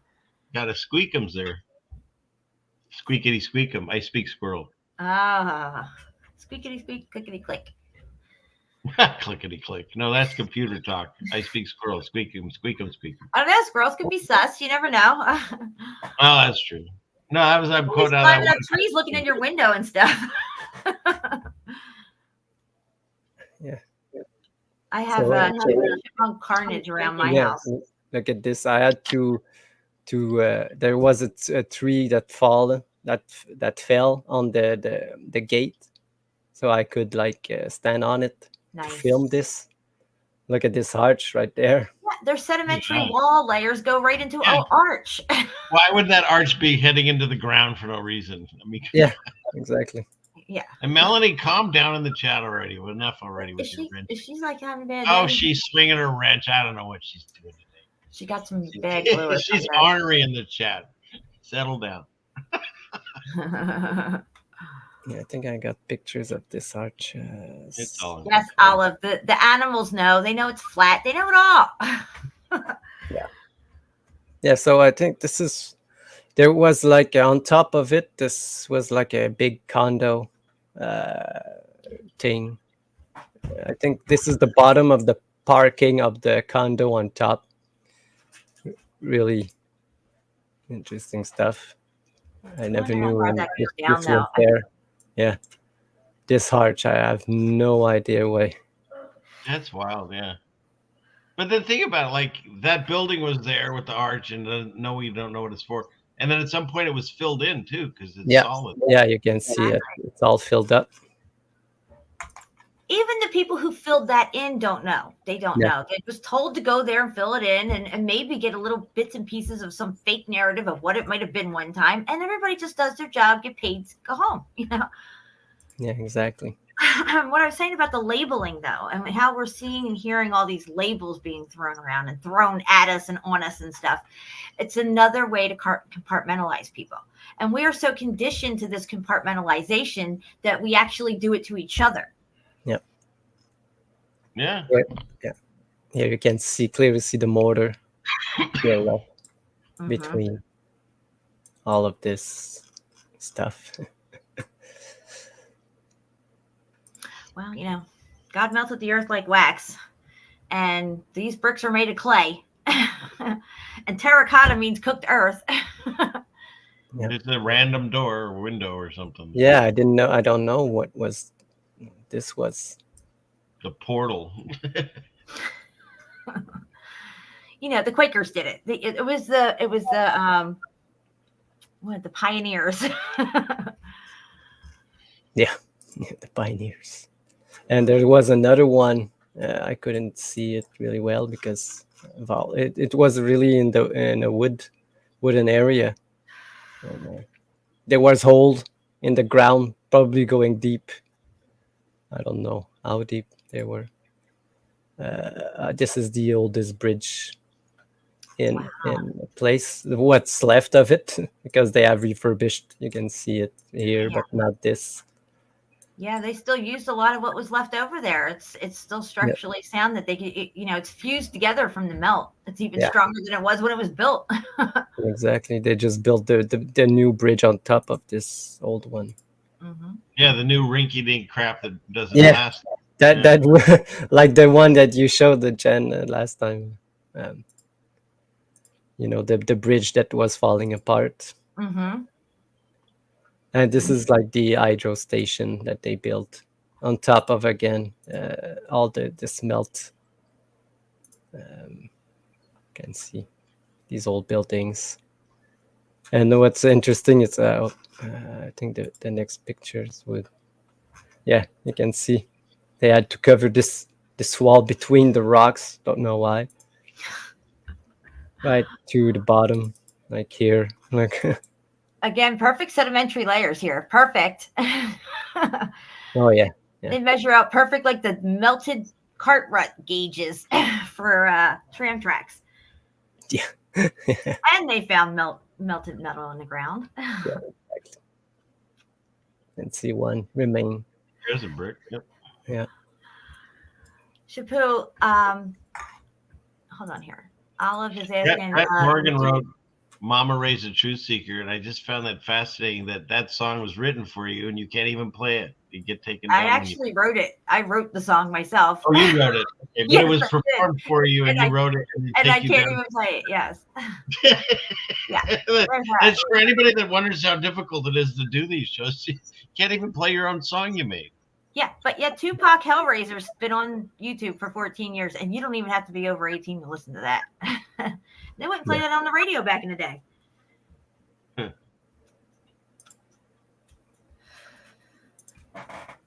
Yep, it's crazy out there in these YouTube streets.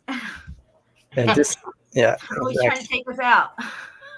This was the most interesting place. I never knew that this existed, because you can see the entire city. It's built right here on this level here. But this was all under this level, all bricked up, and even the pictures are really hard to see. You can see that brick right there. Look at it. Oh yeah, it's all brick all around it, right? Even here, you can see it. But it's really below the ground level everywhere. I don't know if you can see it here. Look, there's an brick arch. Wow. I know there's this ladder. Yeah. I was wondering how to get there, but the only way I could see it, look, you see this rope? Somebody just wrote down to go there. I'm telling you, it was pants on the ground. Because, like, this is another platform. Oh, wow. This thing is on a platform. Look at this bricks sticking out here. Yeah. You can see that this here, and I think I have a video of it. It's much better, but you can see pipes sticking out of this. Mark Galot's got a lot of good video of pipes sticking out of stuff and everything, beams and everything on his boots on the ground too. Where is my video of it? Is it this one? No. I think Kairos has found like rebar and metal sticking out as well in San Francisco. When you get close up to this stuff and you really, work your way in and take a good look, you start to really find interesting things going on, not just the brick and the melted stuff, melted brick. No, exactly. When you look at Cappadocia in Turkey, right? It's they say 13 stories of, carved out rock or whatever. But when you on surface level, And you look at that, the melted buildings there, it's just a continuation of the building itself below ground, which they're telling us it's carved, because what else could it possibly be, right? They can't tell you it's a building that's melted, right? Yeah, exactly. So there's an arch here, and this platform that holds this building, the entire building. And I don't know how old it is, because the entire city is built on top of this. God only knows what's down there. Now, when you think about the Grand Canyon and the stories that you have heard where people have supposedly, found entranceways into the structure and found rooms and corridors and actually things in there that survived, like deep within the building itself. You can see here, this supports the streets. The street is all built on top of this. That's just insane.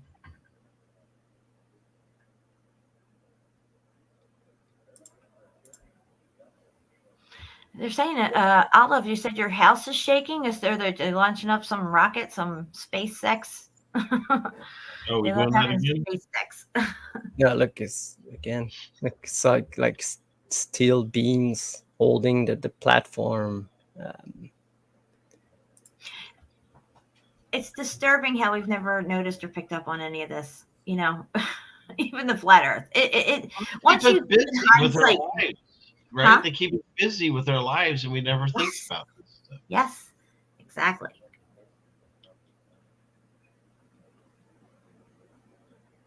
The narratives don't work. That thing that we walked through, the lava tunnel, the 8 Ks, and it's one of the only times in history that lava formed a tube rather than just, a big blob.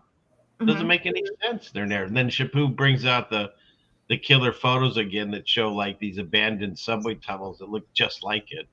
Oh, absolutely, yeah. Ape Cave doesn't make any sense at all. The whole narrative is weird. It pinches off for the bats. They tell you to watch out for the bats that never live there. I mean, the cocaine nose bats. Yeah, none of it makes sense. Well, it pinches off at either end, and it's 9 miles away from Mount St. Helens. It's not even close to it. Yeah, we never found Mount St. Helens. I mean, we thought we did it. I was like, are we going to actually see this thing? Like, it's a second trip to go out to there. You know what was trippy, though? When we came out of Ape Cave and took that trail back down, remember we walked past that huge pile of lava rubble? And it was like, this is what we were climbing over underground. Right? Exactly. It was a huge amount of stuff I don't even understand it. Only by God's grace. There's no way we did it. They really have to put something in there that says when you get to one of these piles in the fucking dark, okay? And your little headlamp only lights up so much, go this way on the pile. Some kind of, because once you go up this pile and realize you can't get over that way, now you have to treacherously go back down and go around. And honestly, if it wasn't for the vandals, we'd be wondering if we took a wrong turn, because there was a split. Yeah. But then we followed where people had drawn on the walls, and if that hadn't happened, who knows? We'd still be in there.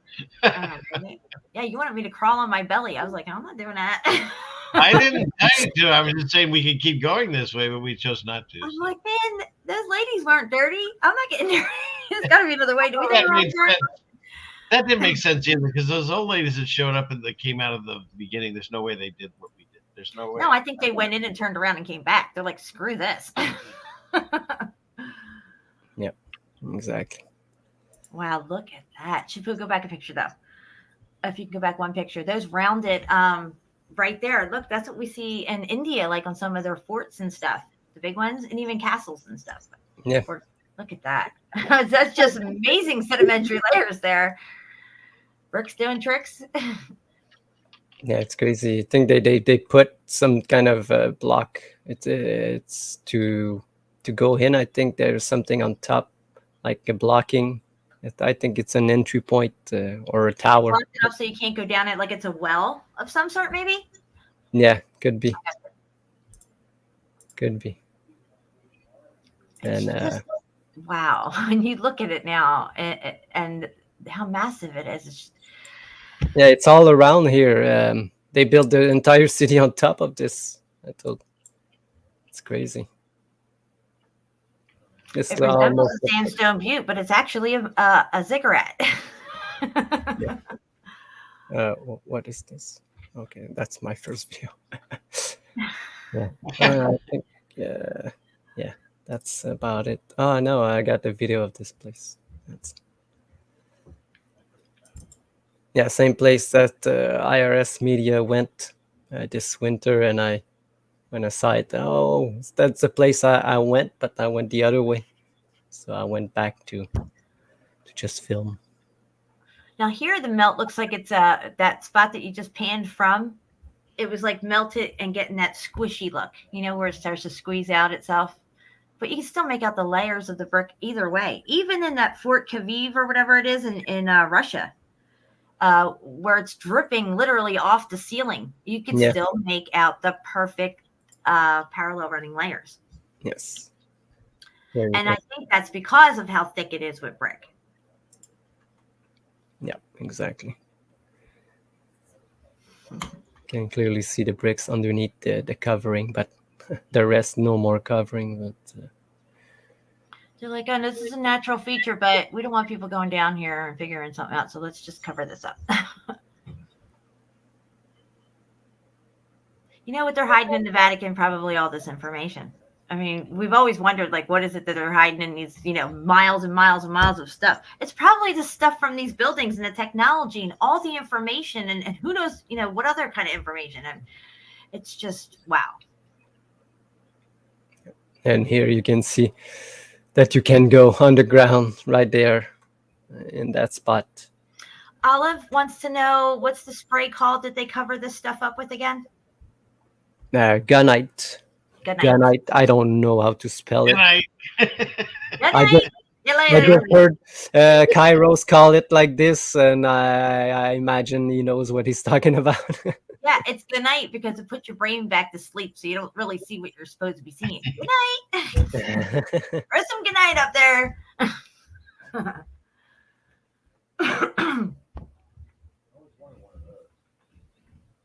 Very interesting.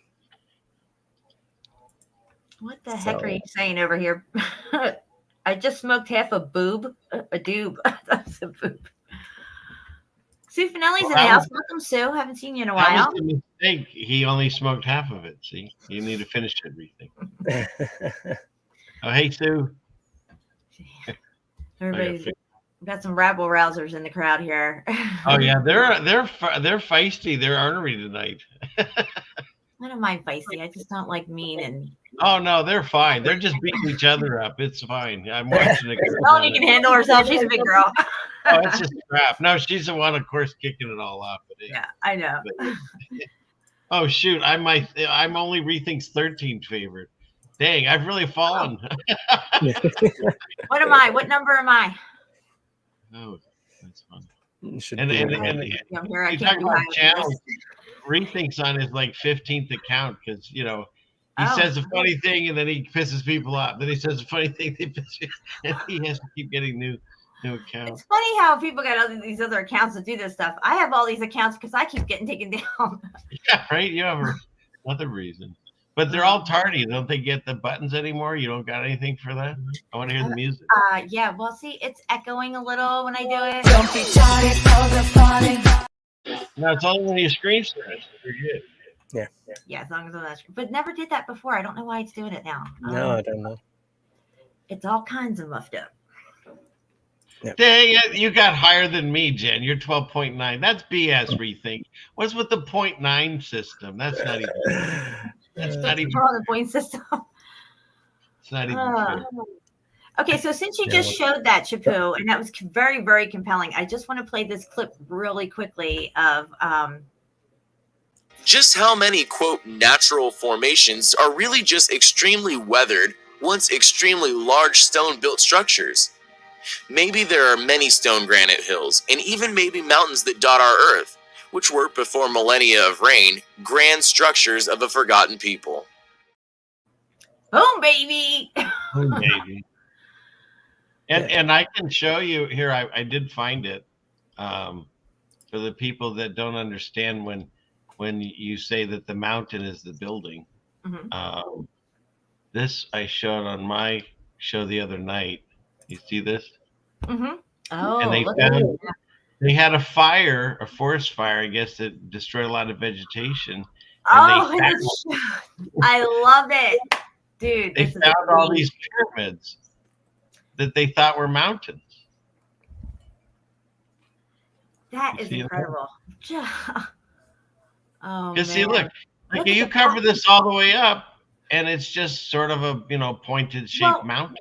we saw these same things in Italy. Remember, Shapu? But look at how many there are here. This is incredible. And how could they just? As far as you can see. Wow. Wow. Yeah, in China, there's so many places that are not shown to many people. I have folders of China that are amazing that I never showed yet. Places that it's so compelling evidence that it's People always live around these things. They don't even know what they are. I mean, we're told a narrative, and we never question it because the authority is what it who says. everyone trusts. Several mountains resemble, quote, pyramids in shape. See? Well, And the sign makers. how does sedimentary layers form that? Okay, are you kidding me right now? Look at that. And the sign maker immediately slapped a sign and said, "Oh, this is a mountain that's a pointed shaped pyramid looking thing, but it's just a mountain." Right. Nothing to see here. Look at that. According to Encyclopedia Britannica, mountains generally are understood to be larger than hills, but the term has no standardized geological meaning. Now, I didn't know that until I got into metallurgy and started breaking down the word mountain and where it came from. You know, this is where the research leads you. It has no standardized geological meaning, and that is huge. Okay, and they're admitting it. They can't give it a meaning because it's a descriptive. Yeah. And you see, if this was all covered with this vegetation, you wouldn't see the structure that's underneath it, but you can definitely see the lines. I mean, this looks like a 1,000 Bosnian pyramids right here. Look how far back it goes. That's crazy.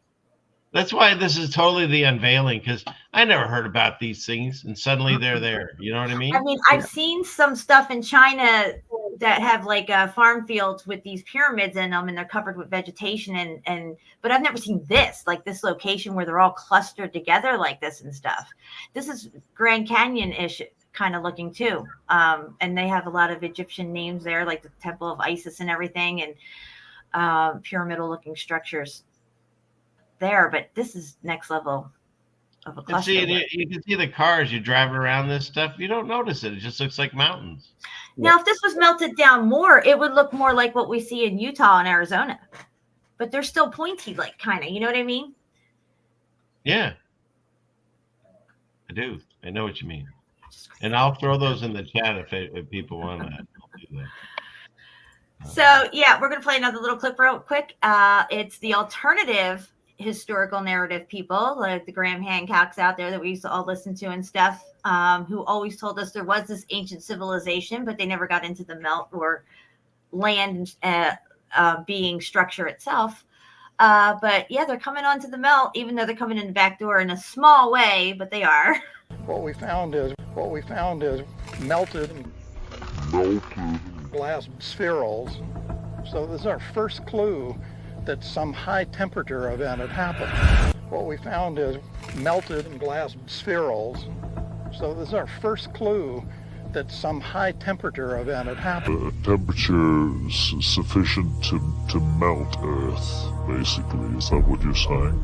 Hot enough to melt a car into a molten puddle of metal in the parking lot. Right.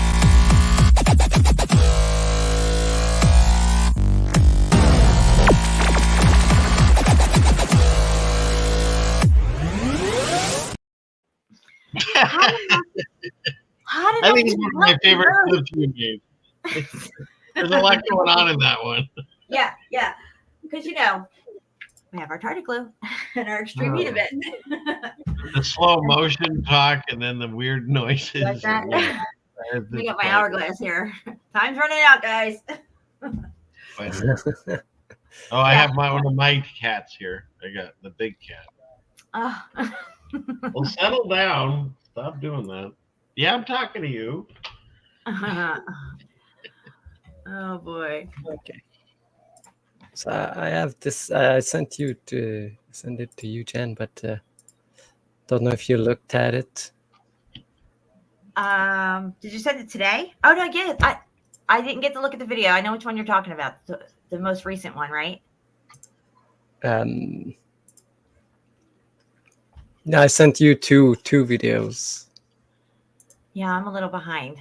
Definitely, we can show them though. We'll go over it. Okay. Yes, olive juice, fervent heat. God melted the earth. God created the earth. God melted the earth.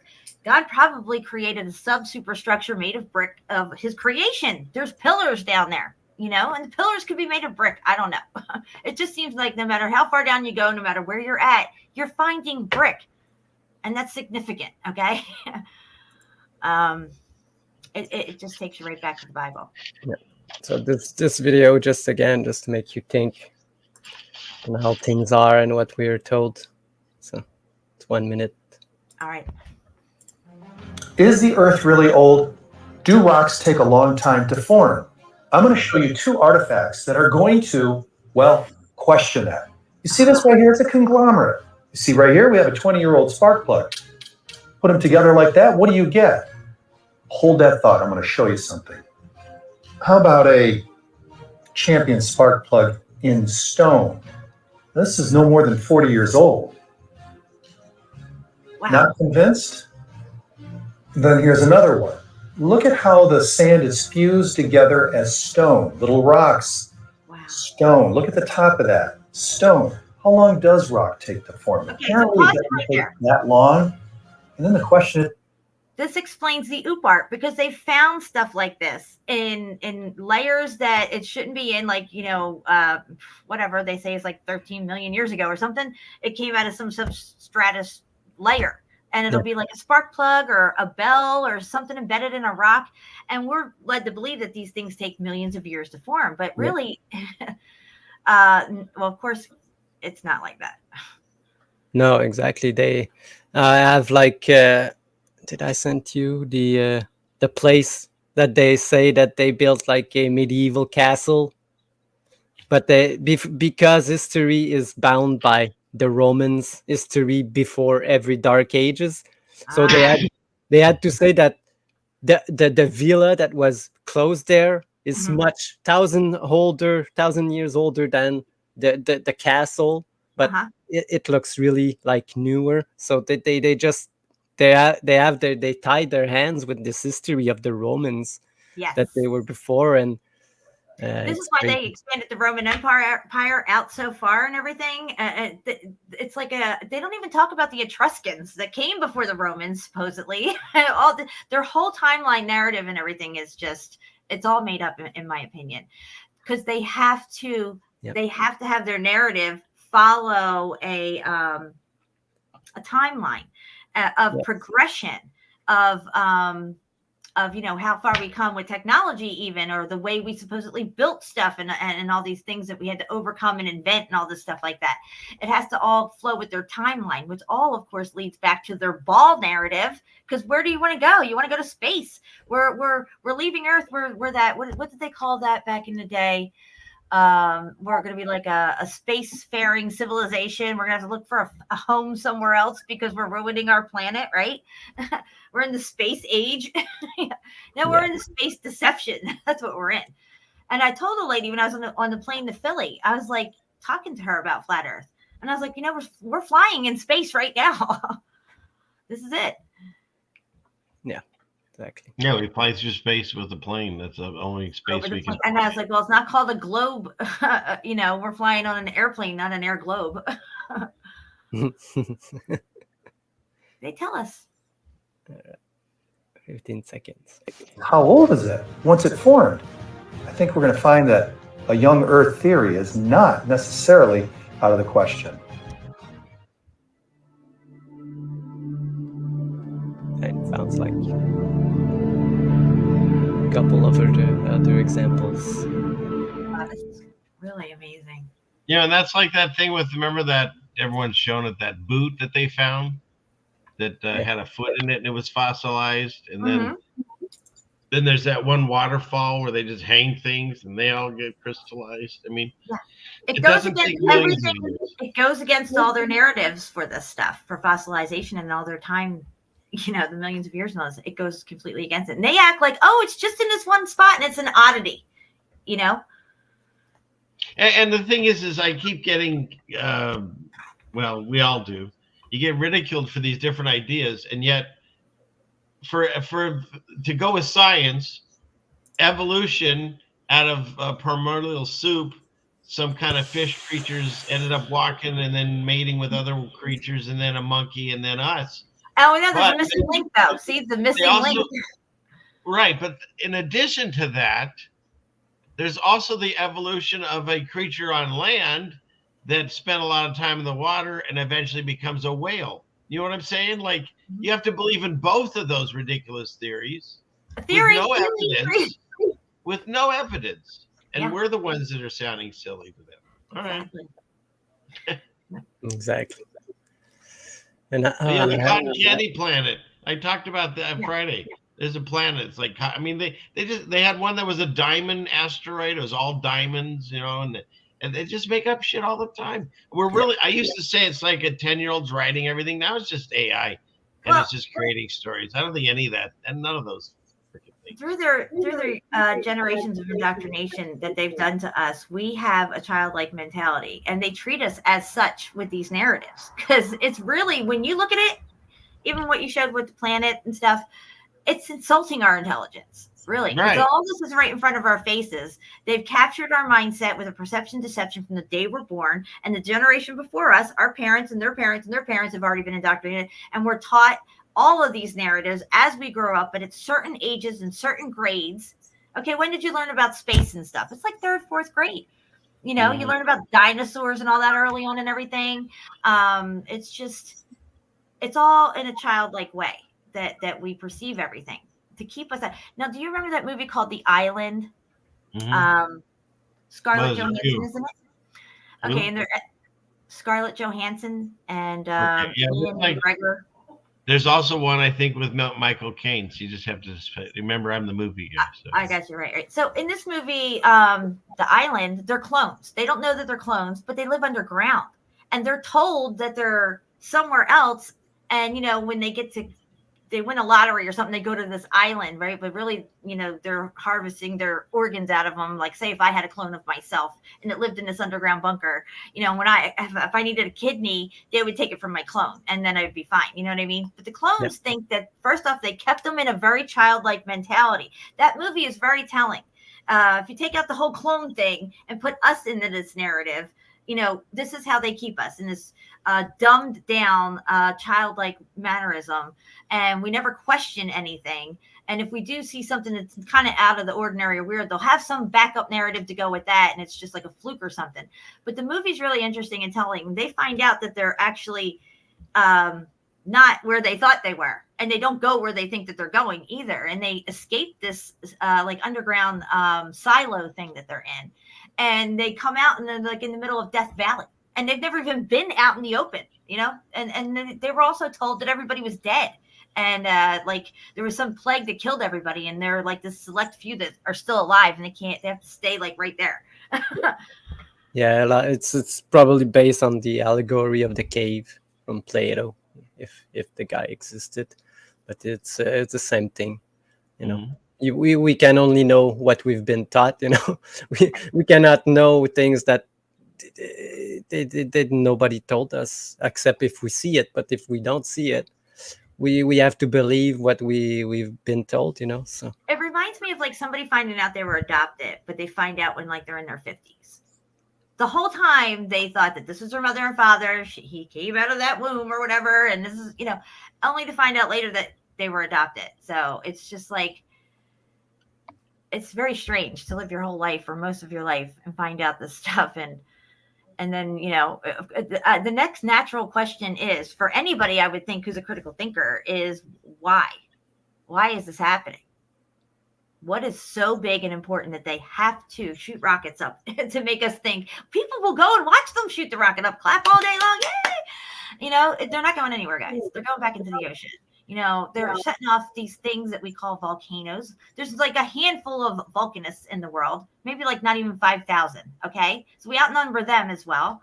They have these concoctions that they can make these things look like they're going off and tell us that, oh, it's this and it's connected to the molten core and all this crap. Nobody was alive 4.8 billion years ago to see this supposed theoretical Big Bang that went off. And it's just ridiculous. Yeah, exactly. And also there's about the movies things, the Olive Juice was mentioning like the Matrix, and you know, we're all waiting for that moment where, you know, they plug us in and we become these batteries. But I throw out there that we're already there.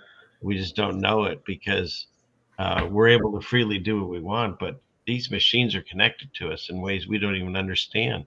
And as the more information they get from us, the more they fine tune, like the articles that we see and everything. And I find myself and my wife constantly will be watching, say, a stream that you and Chapu did like a week ago. Mm-hmm. And I'll say a sentence, and then one of you says the exact same thing, sometimes at the same time, and it's just, it happens so frequently now. There's no way any of this is a coincidence. So it's not. Somehow, I don't understand how, but it happens all the time. These kind of things, and things that we think, like the Simone Watchman. He talked about this too. A perfect example was there was a I was on a walk, a hike or something with one of Jeannie's sons, and he mentioned about this new electric truck. I forget what it was. And as soon as I got on my phone later that day, because neither one of us had our phones with us, later on that day, there's the ad for this exact truck on my YouTube feed, you know? And you could say it's a coincidence, but I don't get truck ads on there. And suddenly that one was there. We didn't have our phones with us. So I don't know. I don't understand how it all works. It could be two things happening at the same time. Okay. I think because we're at the end of the short season of Satan and everything's being revealed. Not only is everything being revealed and we're getting to a higher level of awareness to the lies and the reality of the deception, right? It's also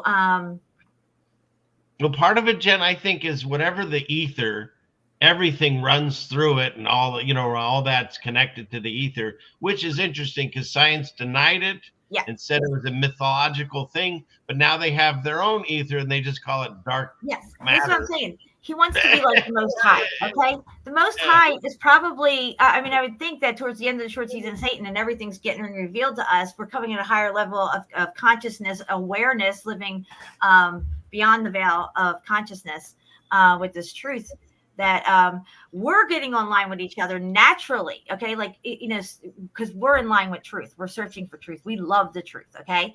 We're not under this strong delusion. And also the AI is becoming aware as well and mimicking what's naturally happening to us through God's creation. You see what I'm saying? Is the way I kind of look at it. I think this is a natural process that we're going through when we're in line with truth. The other people who are out there who aren't in line with truth are probably not having those type of experiences like we are. Yeah, but I could be wrong. No, it makes sense. Pretty amazing. You know the coincidence shelf. Yeah, another one. Yeah. We gotta rebuild it with brick. Oh my goodness. All right. So okay, we're at 2-hour mark right now. I'm gonna take a quick break and then we're gonna come back and regroup and look at some more stuff because I have a couple of tabs open as well. And CFM, what do you got for us? You got anything yet? Well, I already showed stuff. What do you mean? I didn't have anything. I did show stuff. A few things already. I know. I thought you were gonna. I thought you had some cities or more something. Stuff? What was it? The cities that we were talking about, the melted cities. I have one more thing that I can show from China, just before the break. Yeah, and I sent all those pictures of the Bible things to Shapu, so he could file them and put them in. Let you, and to anybody that doesn't know this gentleman on the screen, we're over here, his tabs and his amount of photos or pictures, whatever you want to call it, it's immense. And so I said to him, hey, I forget what I was looking for. Do you have anything that like would be like this? He sent me a file with like I don't know, 100 photos or something, and then I was just like, okay, thanks. I didn't know what to do. That would have taken me. It would have been taking me an entire day, and I was doing it right before my show. I was just like, thank you, though, but it was like, you got to be He's careful. got like carpal tunnel from clicking all this stuff in the folders. He's thrown out more pictures than I've ever seen. Right? I think. Yeah, it's pretty amazing. Yeah, I figured it out. Yeah, might be too much. It was overwhelming. Very much appreciated, but wow, it's like boom. Oh, you want folders? I got folders. I got folders. We gotta get some shirts made up. Yeah, you got. Yeah, that would be nice. Oh man. Just another one. What is Are you that? seeing this? This is the other one I sent you, Jen. Just like a random arch in the middle of nowhere. Yeah, again in China. yeah. It's nowhere. I love it. In China. Oh, it's just everywhere. This reminds me of that article we read. The hills hide arches or something. Yeah, look at this. Where's the rest of this building, guys? Where's the rest of this moose? Okay, so there's a saying that says there's none that are more hopelessly enslaved than those who falsely believe they are free. And I Yes. changed it up a little bit to fit Okay. what we're experiencing now. And none are more hopelessly deceived than those who falsely believe they are spinning on a ball through space. That works. I like it. Yeah, remember I sent this to you? Yes. Trim. Yeah, trim tab. Do you know what a trim tab is? Uh-uh. It's just the small rudder that makes the ship go right or left. You know, Oh, the ship, sure. the Yeah, ship yeah. could be like huge, but the thing, the trim tab is like so tiny. You know, Yes. that it controls the ship the way you want. But this guy, Richard, it's called Richard Buckminster Always a Fuller. Richard. It's Yeah, always a Mr. Richard. Wrote this thing, but the guy, I look at the guy, he still believes in space and stuff like this, but he wrote this article. I don't know if I cannot zoom in. Let me see here. It says we are called to be architects of the future, not its victims. Yeah. Yeah. All right, hold on. I'm going to try to. Yeah, I think if you have it on your phone, I send it to you. Oh, yeah. That's right. Okay, hold on. Hold on. I have to get this up real quick. Because the way I could do it is if I save it like this. Yeah. Oh, yeah. All right. Look at this. Are you able to get it? Yeah. Okay. I'll stop looking at that. So I don't know if you see. Oh no, you can't see it because I'm still sharing the other one. All right. Wait. There's that mountain up in Canada that I sent you to. It's in northern Canada, Mount Thor. Oh, I don't know. Yeah, you have to look at that. That's crazy looking. What is it called? Mount Thor. Oh. The god Thor. Yeah, I never heard of it. Oh yeah, it's crazy. Yeah, so I was reading this and it was really interesting because they talk about the Dark Age still reign over all humanity and the depth persistency of the domination are only now becoming clear. You know, this Dark Age prison has no steel bar, chains, or locks. Instead, it is locked by misorientation and built of misinformation, caught up in a plethora of conditioned reflexes and driven by the human ego. Amen to that. It's for. I agree. Both warden and prisoner attempt meagerly to compete with God. All are intractably skeptical of what they do not understand. Yep. We are powerfully imprisoned in these dark ages simply by the term in which we have been conditioned to think. Yep. It is essential to release humanity from its false fixation of yesterday, which seem now to bind it to the rationale of action, leading only to extinction. Humanity is now experiencing history's most difficult evolutionary transformation. I live on Earth at present. and I don't know what I am. I know that I am not a category. I am not a thing. And now I seem to be I seem to be a verb, an evolutionary process, an integral function of the universe. Something hit me very hard once, thinking about what one little man could do, thinking of the Queen Mary. The whole ship goes by, and then comes the rudder. And there's this tiny thing at the edge of the rudder called the trim tab. It's a miniature rudder, just moving a little. Trim tab builds a low pressure that pulls the rudder around, takes almost no effort at all. So I said that the little individual can be a trim tab. Society thinks it's going right by you, that it's left you altogether. But if you're doing dynamic things mentally, the fact is that you can just put your foot out like that, and the whole big ship of state is going to go. So I said, call me trim tab. I love it. And the guy wrote it 1895. Wow. You know, so yep. And these are the type of people that they probably put in their asylums. yeah, exactly. Yeah. Wow. But you can see that we are not helpless and anything. You know, anybody can do his own thing to change his world around him. Absolutely. You know? Just knowing the truth, right? And bringing it into your life, right? If you learned about aspartame, you're not going to go eat it anymore. You have to apply that truth to your life, okay? And you'll be better for it. And we're all learning these truths, and we're starting to realize the reality of our situation.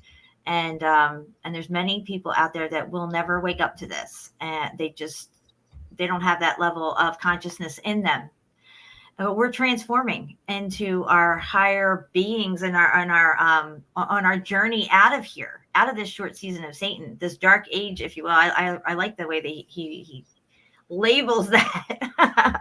But yeah, we are living in dark times, and there's blinders over our eyes. Everything is right there. It's always right there, and it's always going to be right there. But if you're told at a very, very, very young age, it's something else.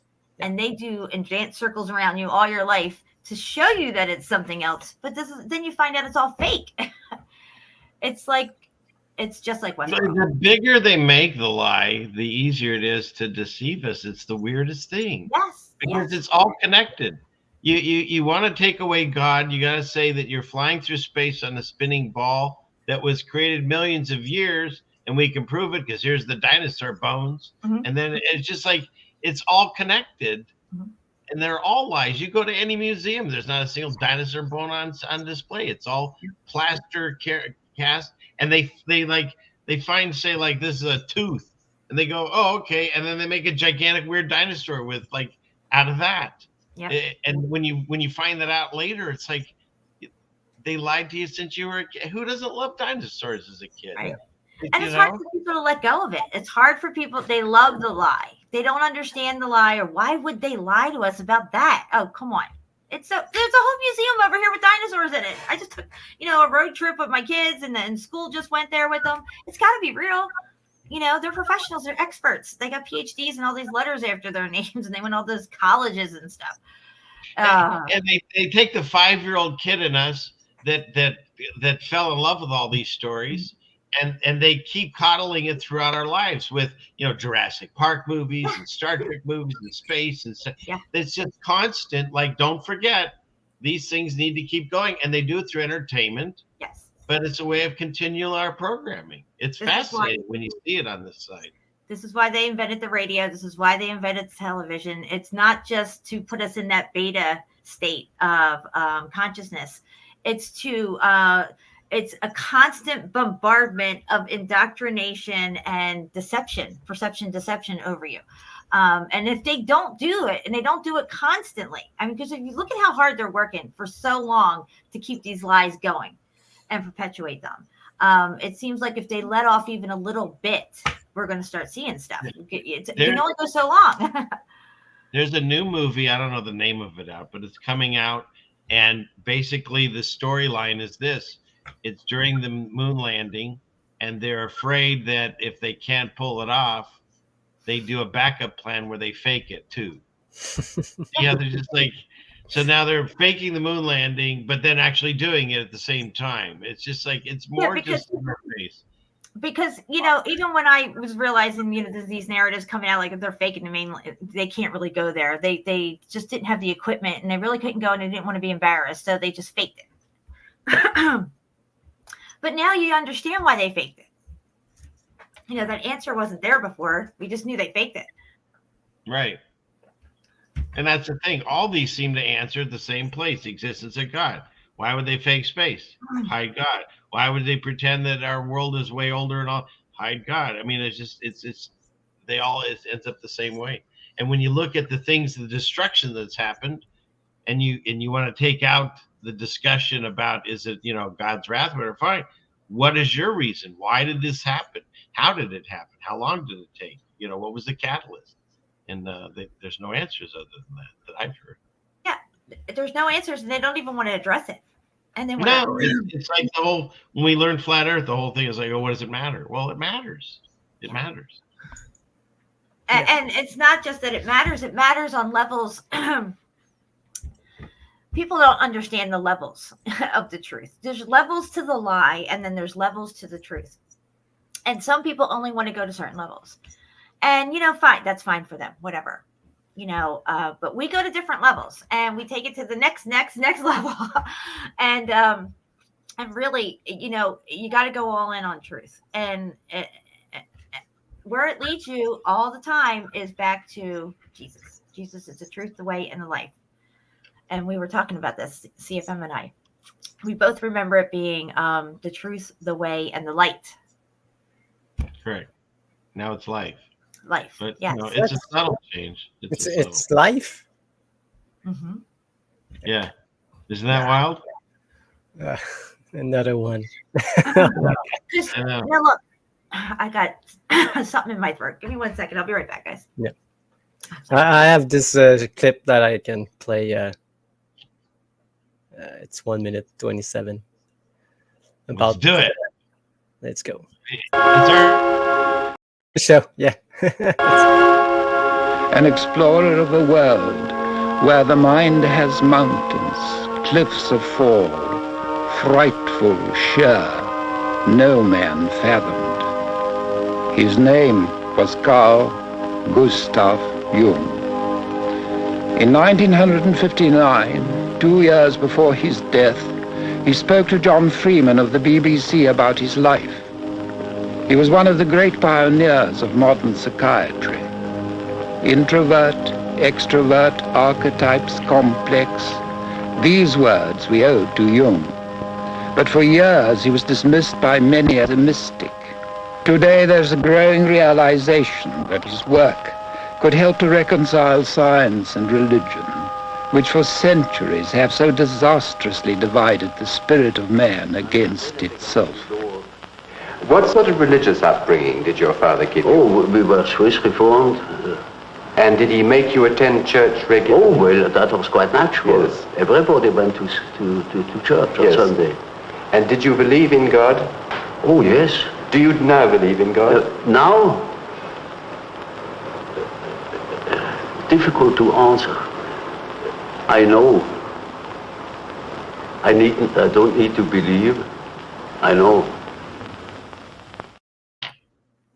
Exactly. Wow. That is very, very important what he just said.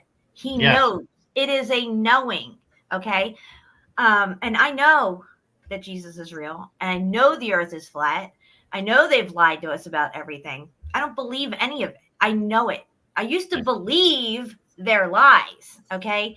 And, you know, once you sort all that out and break it all down, then you come from a place of knowing. I've always said we're moving from the age of belief into the age of knowing. This is why I say, people say, do you know Jesus Christ? You're like, well, I believe in him. No, do you know him? Do you know that that's a melted building, or do you believe it's a mountain? You know what I mean? And it's a subtle word like everything else that changed, but it's huge. Like, you know, I wake up and I know that I have a right, or at least thank God I have a right arm. I don't believe it's there. I just know it's there. You know what I mean? It's the same thing. You You can't convince someone to look at what we're talking about, look at the Bible, or look at Jesus, or look at these things, unless they take that moment to ask and find out. Because it's not about believing God exists. Like you said, you know he exists. And how did that happen? You asked, and he showed himself in some way to you. And everyone's experience is different. But it doesn't matter how many streams people will do, or how many debates they'll have, or whatever, emails and comments or whatever. You can't change my mind on this. Yeah. I know he exists. I don't believe he exists. 100% is a big difference. Right, Jen? Exactly. Once you know, you can't unknow it. You know, you can't deny it. And when you know Jesus, or when you know the Father, I like to say the Father because he is our Father. And Jesus said that's how you pray. You say, "Our Father in heaven." So I know I have a relationship with him, and he shows up in the most amazing, mysterious ways when you know him. and CFM, you can attest to that. I know it. Well, he'll do subtle little things to remind you he's there, but you don't think about it. You can't sit around and think all the time, okay, he's watching me do this, right? So that's why he gets into your heart. You know what is a good thing to do and what is not. And if you're doing that thing and you're not sure and you're questioning it, well, how did that question get in your mind? Because you know you might have to answer for that later. So then you put in this new filter. You know, it's like, is it pleasing to God what I'm doing?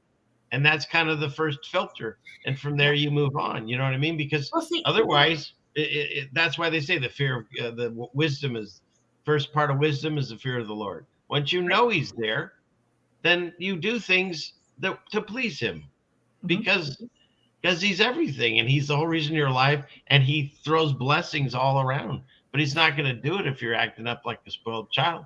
You'll hold him back and see how you do. You don't know him. You believe in him like you believe in Santa Claus when you were little or something, but you still have that in the back. Belief is like the next step past doubt. Okay. When you know, it's a whole nother ball game is what I'm trying to say. It's just, how can I explain it? You know that space is real, but you believe in God. Okay. Well, guess what? You knowing that space is real is a fake narrative, and it's a lie. And God is what's real. That's the way I look at it, you know, because most people believe in the space narrative and the ball. The pilots on the plane that I talked to, you know, they thought they were still on a ball, all this stuff. So for them, and like it was for us, we knew that. We thought we were taught it. Some experts went out and proved it, maybe, or whatever, theorized about it. And we know that it's true because they're telling us it's in the textbooks, right? They wouldn't lie. But none of it's true. And where you do find the truth is in the Bible. Has it been manipulated and hidden and taken away and added to? Absolutely. Because that's where we're at right now. We're in the land of the lost, where the lost are deceived on every level, because that's the name of the game. And once you realize that this is a game being played by Lucifer and his minions on us to hijack us and our perception of this reality, then you can override the game, because now you know. You know. You can't ever not know. You can't go back to the ball. There's nothing to go back to. It's a lie. You can't go back to space. That's a lie. You can't go back to, a million things, all of it. So I think that'll be my next thumbnail. I'll probably do Land of the Lost to talk about it. Yeah. It is where we are. We're in the land of the Well, they have us under Admiralty law, and they have us lost at sea, and we're corpses with our capitalized name and all this fake straw man stuff. I mean, it is absolutely absurd what's going on here. And I'm very grateful to be a part of waking up with all this and knowing that I am on the right track. I might not get it all right, and I'm sure there's things I get wrong, but I know that I'm on the right track as far as being on the following the truth. You see what I'm saying? And sure, I've had to back up and rewind and make another left turn over here. It happens, you know. But at the end of the day, the more you start to uncover the lies and the motive for these lies, you start to know what they're up to. You just. And the wild thing is as incredible of a intense ride, I should say, this has been these last several years. what a wonderful blessing that God chose us to be here through it, because when you read the Bible, you see all the people that wondered when these days are going to be. And if we're not in these days, and the people that don't believe in the way, this whole book and everything, I don't know how else you would describe it, because never in history, like I played that little video where all these things are called out as, being deceptions. And I don't remember people ever questioning the moon or the sun or birds or all these weird things that people are calling out. And in addition to, we know we're being deceived on the days. Like they changed the calendar, so we have 365. We had different days back then. We had different hours. We had different the months. Everything's different, and you can see the evidence of the change when December, which is Dex, which is 10, is now the 12th month, and so forth. So you can see how they've changed everything, deceived us. So show me another time in history where everything is a deception. Like, point to one thing that isn't at this point. And so we can't say that we're not in the short season. I don't know what else to say, because there's never been such a time. But it's still as crazy as it is, and as frustrating and as crushing as it can be. God says the saints get worn out. That it's still, what a blessing that he had allowed us to be here to not only see it, but to help others. And that's why I'm here. And I don't, rapture or not, whether it happens or not, or already happens, to me, it doesn't matter. I believe God put me here to help people get through these times. And so I'm not necessarily looking forward to bad times, but I'm not looking towards being raptured out. I want to be here to help. Because otherwise, why am I here? Absolutely. Why did he wake me up and do these things if I'm not here to help? Exactly. Because once you know and you realize the lies and stuff, realize the real lies, you start to realize that, maybe you chose to come here as well. You wanted to come and help people through this time. It's no accident that I found myself on the same path of truth as you in Chaput. I think God works in mysterious ways, and in hindsight, we can really see his handiwork. And I think he brought us together for a reason, and let the tears fall away from us, who were trying to tear us apart over these last years. As we move closer to the truth of everything, we've gotten attacked more and more and more. And we always come out on the other side of it. God sees us through it, and we seem to land on our feet, and everything bounces off of us. And I'm so grateful for that. I'm so grateful for you guys being a part of my life as well. And then the fact that baffled me so much was that so many people who were close to me in my life could not see what I was seeing. And I was already getting to the point where I knew these truths to be true, and they just couldn't. You start to realize you don't vibe with a lot of people anymore that you used to vibe with and stuff, because your truth is taking you to another place that's beyond where we're at now. You can't stay stuck in this. You can't be like, well, yeah, some of it's fake, and that's fake, and I know they lie about that, but I'm just going to sit here and eat my chips and watch my, Handmaid's Tale or something. You know what I mean? That's people zone out of their own reality. Satan is deceiving them right out of their own free will to know God. Jen, can you see this thing I wanted to show you really quick? Proving once again, I did bring something, but this is Matthew 5, verse 11 and 12. Blessed are ye when men shall revile you, persecute you, and shall say all manner of evil falsely for my sake. Rejoice and be exceedingly glad, for great is your reward in heaven, for so persecuted they the prophets which were before you. So, there's a lot of hallelujah, right? There's all kinds of things you can find for comfort when you're looking for it. And when you have something going on in your life, and boom, there's a passage that comes across. And that found me. I didn't go looking for that. It's just, it's pretty wild. I was deceived recently. I found myself in the middle of a deception and stuff like that. And then I thought to myself, Jesus was deceived by somebody he knew who was close to him. He even said, one of you among you are going to deceive me. And he already worked through it. And, it's not just that it hurt, but it has to happen because it was part of God's plan all along for how things turned out. that Jesus was deceived by somebody very close to him. And, it happens. But, when you're in line with this kind of truth and you're heading back towards God, the arrows are pointed at you, and they're going to come. They're going to come for you. I could have given up a long time ago, but I wouldn't be where I'm at now with you guys. As CFM, I've learned so much from you and Shapu. I think we've crossed over into a whole nother level. You know what I mean? The next level. The next and beyond level. And I'm very humbled by all this.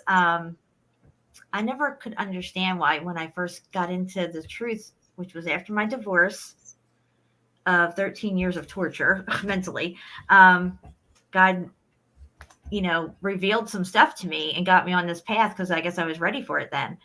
But I could never understand why I could see this stuff and nobody else could. Like, I really could not wrap my head around why family and friends could not see what I'm saying and know it. Besides all the proof I was bringing, to solidify what I was saying to them and prove to them. But then I started to realize I have a different purpose, and it goes beyond my little circle of family and friends here. And it's going to be a bumpy road. I'm going to take hits and all that, but I never even thought about that when I got on this road of truth. And it's only until these last couple of years, Shapu, you're witness to this too. The last couple of years where this journey has taken us, how these attacks have come from people who we thought we knew, or thought were good people or whatever. We wind up finding out that they're not. And it could be 2 years in of knowing this person and you see their fruits finally. But, definitely well, it's interesting because we've all gone through it and I think we'll continue to have it happen.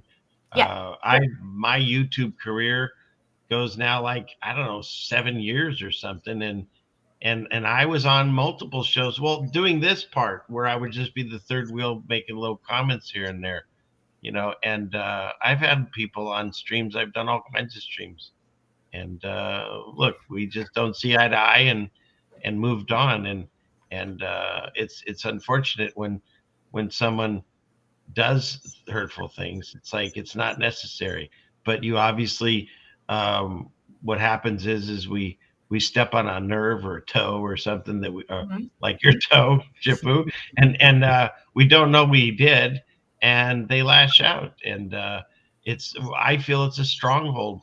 It's a type of a spirit, the stronghold. And the things that we've been indoctrinated since birth, basically, they're hard to break through. Like, do we live on a spinning ball, or do dinosaurs exist, or any of these things? They're hard to break through. And the same thing when it comes to whatever you want to call religions.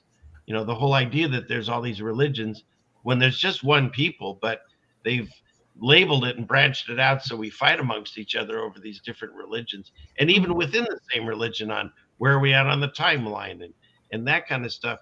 And so it's more of Satan's deception and confusion fighting, when we have to remember what is the actual deception, and that is the existence of God. And so regardless of where we are or what you think, it all matters, because God exists and Satan's trying to what is it they said? That the devil's greatest trick was making you think he didn't exist? Yeah. Something like that. I think that was Paul Harvey or whatever. But now I think that's the deception. Exactly. The devil's greatest deception is making you think God doesn't exist. Because everyone believes in the devil. Exactly. They all do. Everyone knows they're evil, but no one wants to believe in God. Well, exactly.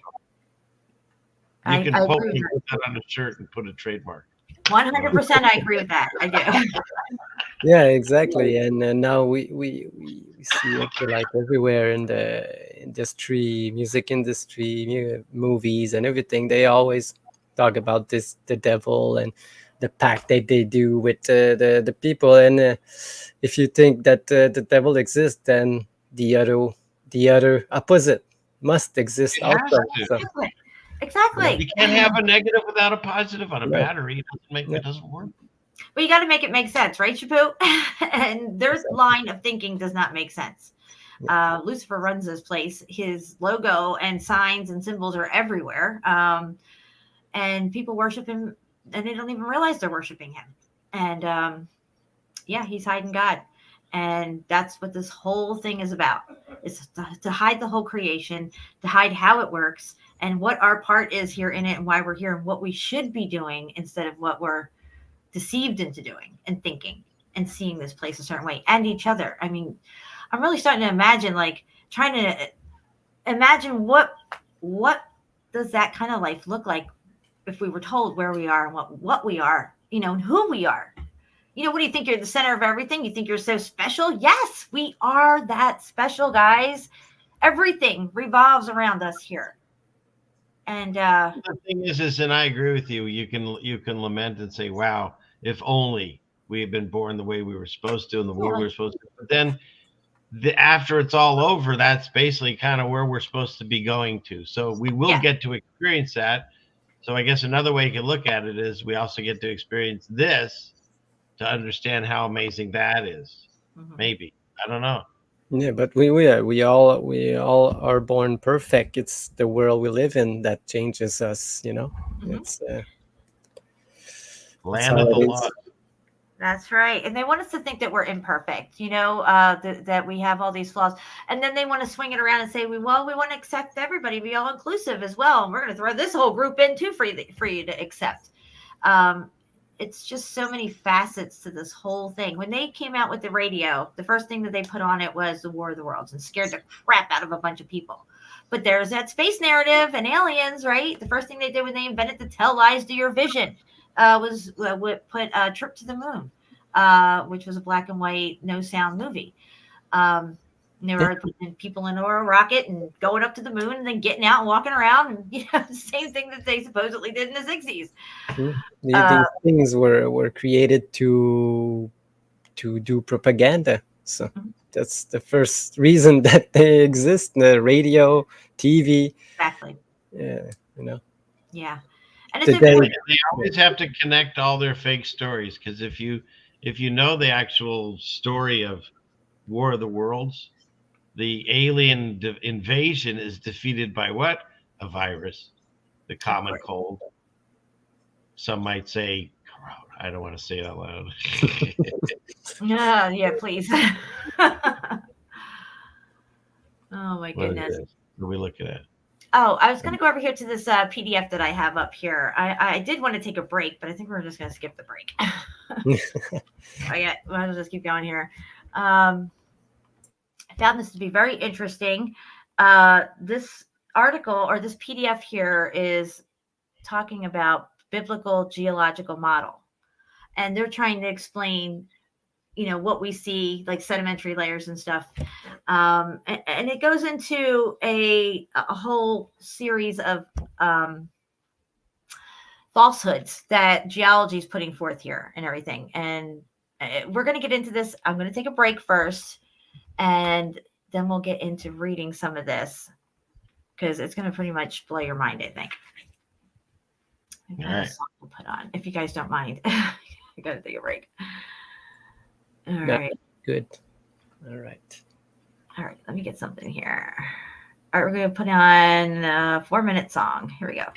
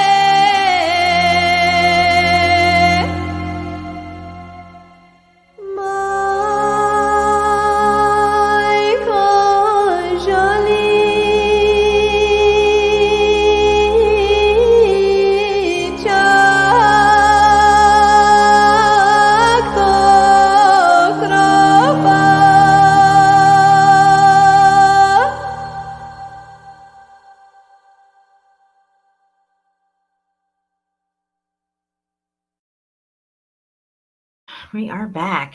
Welcome. That is Ball's Pyramid, the building, the melted building known as Ball's Pyramid. Pyramids are indicative of structure, just saying.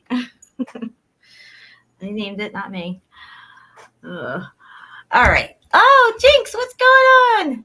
There she is. Oh, she's so cute. I'm not used to her being so quiet. It's actually kind of freaking me out. Right? Oh my goodness. All right, guys. So we're going to get into the history of geology, and we're also going to look at biblical geology. So take notes, because there's going to be a test on Wednesday of next week. All righty. Let's see what we got here. Let's look at this. All right, so the basic average person, when they look up, geology or the history of it, you'll get a Wikipedia page or whatever. They all say the same thing. It doesn't matter if you go to Wiki or Encyclopedia Britannica, really. It's all the same shit, all the same lies. So the history of geology is concerned with the development of the natural science of geology. So here they're saying the history of geology is concerned with the development of the natural science of geology. We're already having a word salad here, guys, okay? Geology is the scientific study of the origin, history, and structure of the earth. And we know now what scientific means, so. Yeah, exactly. And if anybody's coming in late, let them know what it means, folks. I don't remember. No, when you guys broke it down on the Latin or whatever it was like it's not true or it's all false. Yeah, that's it. Can you hear me? Can you hear me? Can anyone hear me? Can you guys hear me? Yeah, where's that? Where's that drop? I'm in a screen share. Shapu's got the drops. What? This one? Can you guys hear me? There you go. Exactly. That's the one. So I find it interesting that here in the very beginning of history of geology, they start off with a volcano right here on the side. And which volcano? Vesuvius. Vesuvius. That's right. My favorite volcano. And this was supposed to be observed in 1767 by William Hamilton here. Yeah, because before it wasn't there. Exactly. Because it ain't on this map from 1587, that's for sure. Oh, wow, look at that. It just showed up. Yeah. I still like the one you have in the map where it's a building. Yes. Yes. All right. So here, let's see. Some of the first geological thoughts were about the origin of the earth. Now, I'm just going to say this and ad lib here. This whole part to me is the false narrative, okay, of when people started to ponder all this stuff in the BC and everything. The origin. Ancient Greece developed some primary geological concepts concerning the origin of the earth. Additionally, in the 4th century BC, Aristotle made critical observations of the slow rate of geological change. Really? He made critical observations of this, huh? Okay. And it's such a slow process. He observed that the composition of the land and formulated a theory where the earth changes at a slow rate, that these changes cannot be observed during one person's lifetime. Okay? How did he do it? Observed it. Okay. I'm reading that right? Yeah. Yeah, you know exactly. what? Like if one of us just walked to a bunch of people in a room going, hey, I got this theory. I can't prove it because no one's ever seen it. But what do you think? I mean, it's wild that we just accept these narratives like they're fact. Yeah. Exactly. They always contradict themselves. It's crazy. The expert said this or the white coat said that. That guy's got a degree. He knows what he's talking about. In this respect, it's somebody from the 4th century that nobody knows or ever heard of and never met in their lifetime or nothing. So doesn't even exist, this dude. Probably. Exactly. So they build these narratives out through their timeline, and they have to add their characters into the timeline and establish each character's origin and what their theory is that they come out with, and how we've built off of that to get to where we are now, which of course always leads back to the globe. It always supports the globe model. But in this Look at sentence, the names. However, his successor was at the Lyceum was Theophrastus. Theophrastus. Heck. And then farther down, Pliny the Elder. What is going on? AI is writing this shit.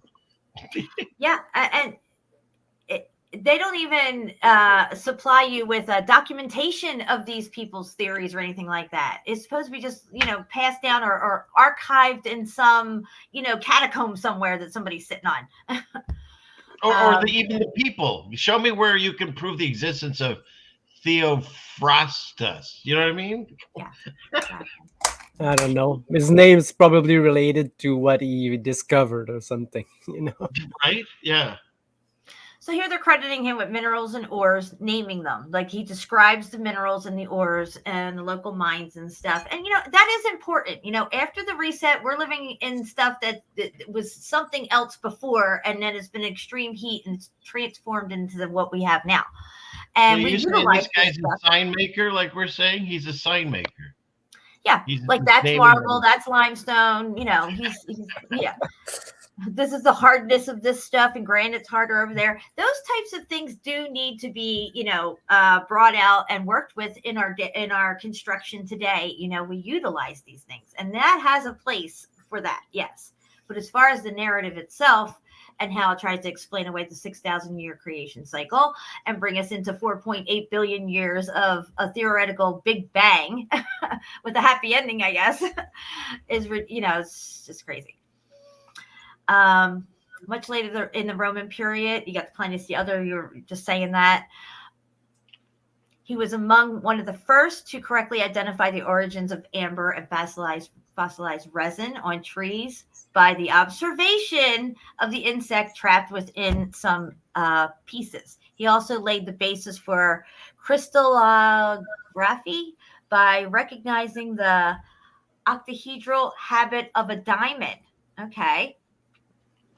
I guess one shot up out of a volcano, maybe he caught it before it went back down. Make that observation. Yeah. So we go through the Middle Ages, and it talks, here about, the timeline keeps progressing. Now they're into like earthquakes and all this stuff like that, and they start documenting volcanoes and stuff. Medieval China, one of the most intriguing naturalists was Sheng Qiu, and there's the date. Polymath personality who dabbled in many fields, the study in his age. In terms of geology, Sheng Qiu is one of the first naturalists who have formulated a theory of There's a theory. Geomorphology. But since because not so long ago, the geology started like in the 1800s. Yes, we're getting to that. Mm-hmm. This is laying the groundwork for their foundation for what we call geology today.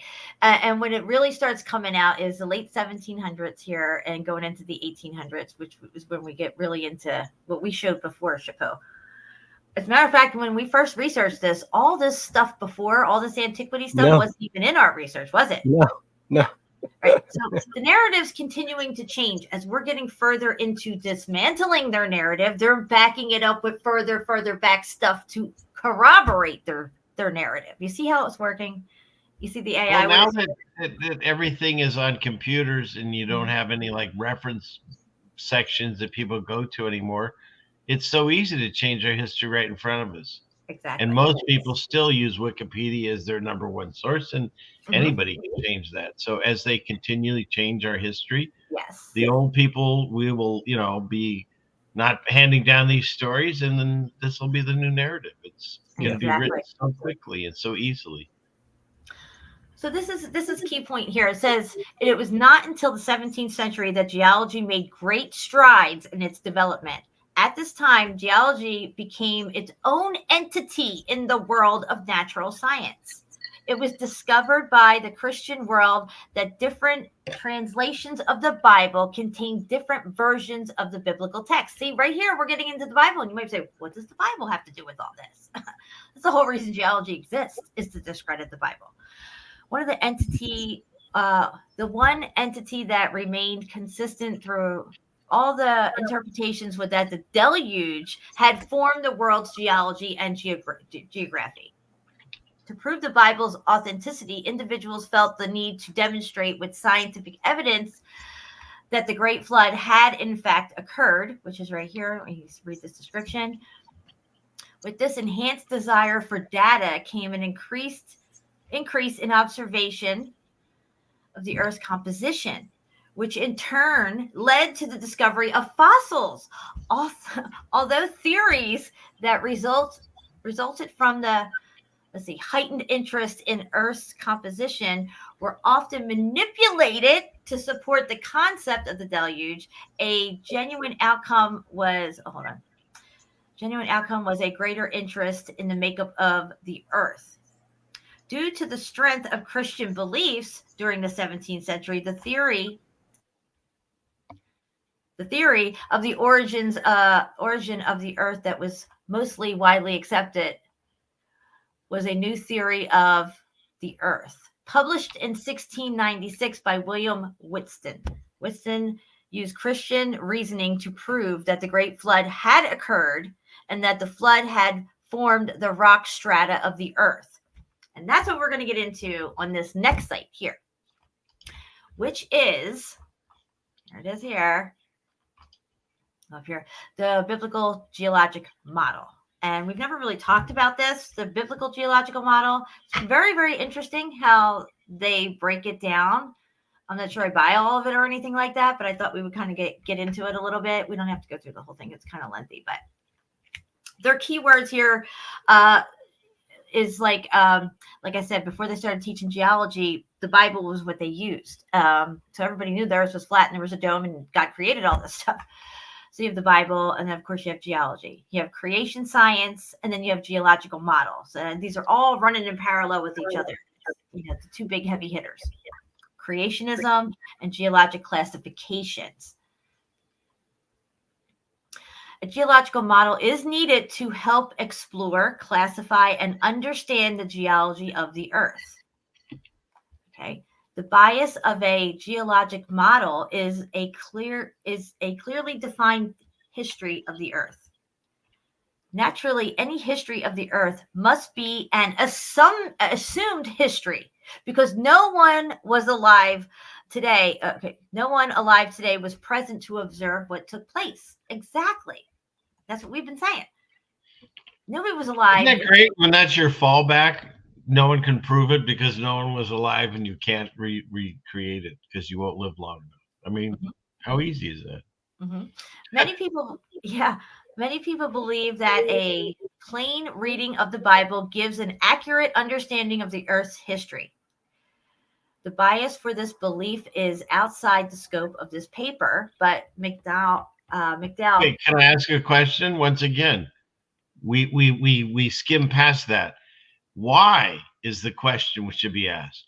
Why do many people believe a plain reading of the Bible gives the accurate understanding? All they say is, oh, this is just stupid, like they say to us. But they don't explain why do so many people believe it. Let's hear what they have to say. Why did they think that? But science is going to beat them down and say, no, they're stupid. Right? Yes, exactly. After whatever happened here, and then the people who came out to rule over us, to be Satan's minions, I guess, had to discredit whatever people were already believing in, which is the true creation story itself. That's why we see geology making these strides in the 1700s. Lucifer was loosened in 1776. So once you get into the 1800s, this thing's going full blown. And on a side note, Jamie Cray made a comment. Even the doctors in the hospitals Google stuff. Yeah, that's how deep we're down now. AI technology is running everything. Just so you know. Yep. We're waiting for it to happen. It's already done. It's already here. Everyone's Absolutely. using chat GPTs and these AI programs to create pictures and stuff. Everyone, it's going, and all the articles most likely are written because they're all the same and they all have these weird mistakes and stuff. And you know what I mean? But it's getting smarter and better. And soon we'll be at, what is that thing from Terminator? What's that place? Skynet? Skynet. We're on our way. Oh yeah, How we're cool is already that? We'll in get it. to watch Skynet be put together. Isn't it funny we don't hear about D-Wave computers anymore? What are they using now? Yeah, right? Yeah, those things were obsolete by the time we heard about them. Yeah, demon wave technology. And then also the Vatican decided, hey, maybe since everyone's talking about it, let's change the name of our telescope instead of having it named Lucifer. I mean, come on. It's right in our faces. Yep. The times that we're in. The Vatican names their telescope Lucifer. Yeah. No one Like knows. didn't come up with any other name like that. There wasn't one guy in the back of the room. Hey, excuse me, that anagram's out to Lucifer. Nobody, not one, nothing. Okay, so this go ahead, Shabu. No, I was reading Glenn from Boston wrote Game Over. I still hear that in that guy's voice. I don't even know what movie it is. Game over, man. Game over. It was Alien. Anyways, come back to the article. Sorry. Okay, the creation of the earth, therefore, is taken as occurring in 4000 BC. The flood, assumed to be of worldwide extent and to involve deposition of a significant portion of all sedimentary rock, is taken as occurring in 2300 BC. So what they're saying is that the creation itself and then the flood, even though these are two separate events, are the two major things here that created all the stuff that we see around us here.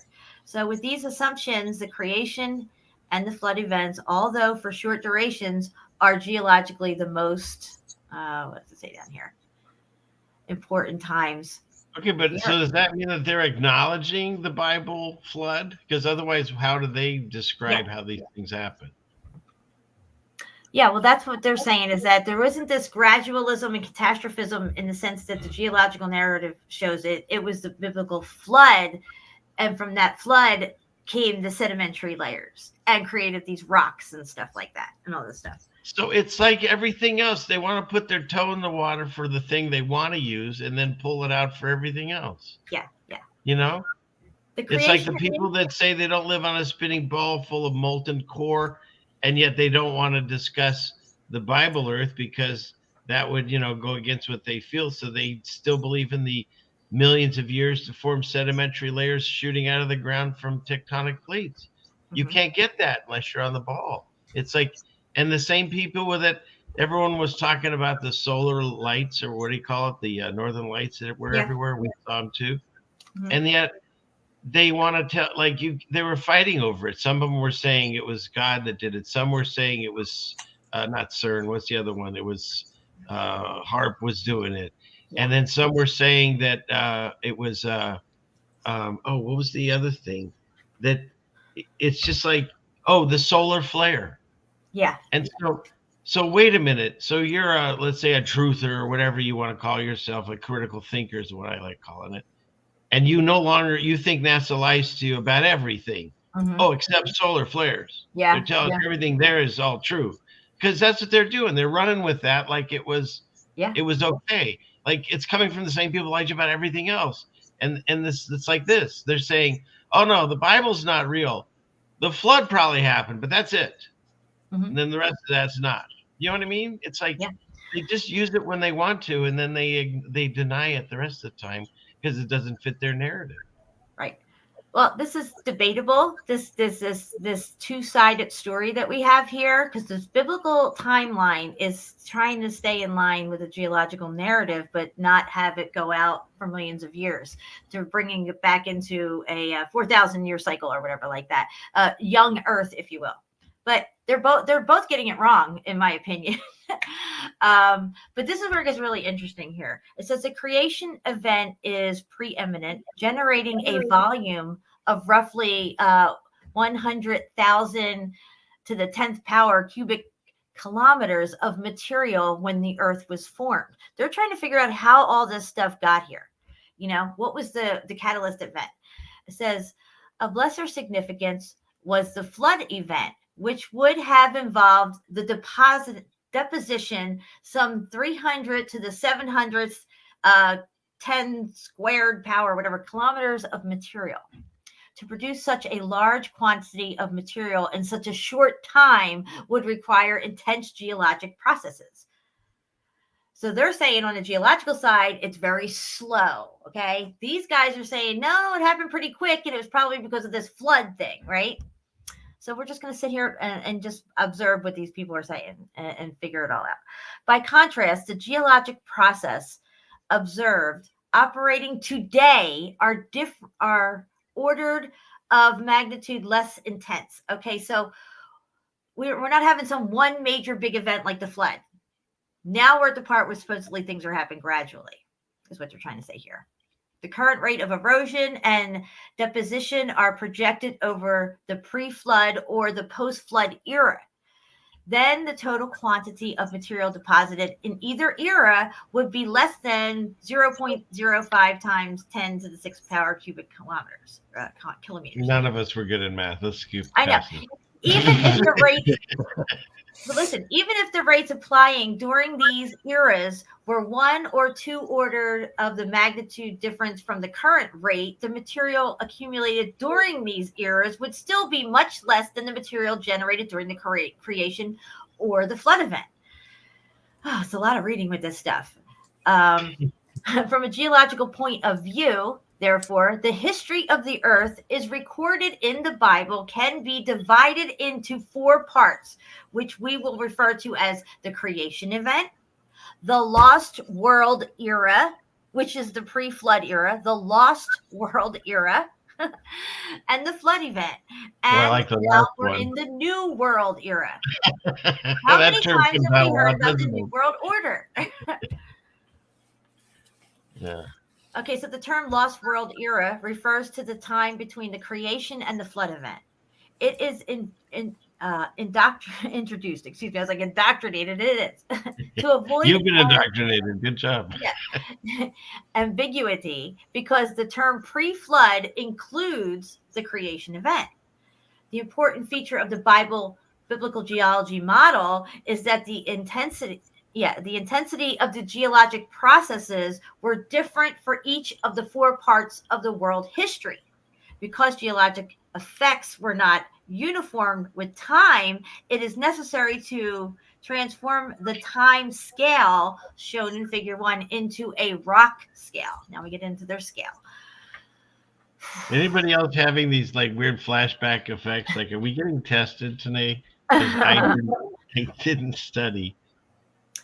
So I don't know where they come up with this framework here, but they're trying to say that the biblical framework for biblical geology is this, which would be the whatever at the lowest is the oldest, which is what they have us going with most of the historical narratives. Creation of the world 44,000 BC, which is down here. And this is what their model looks like.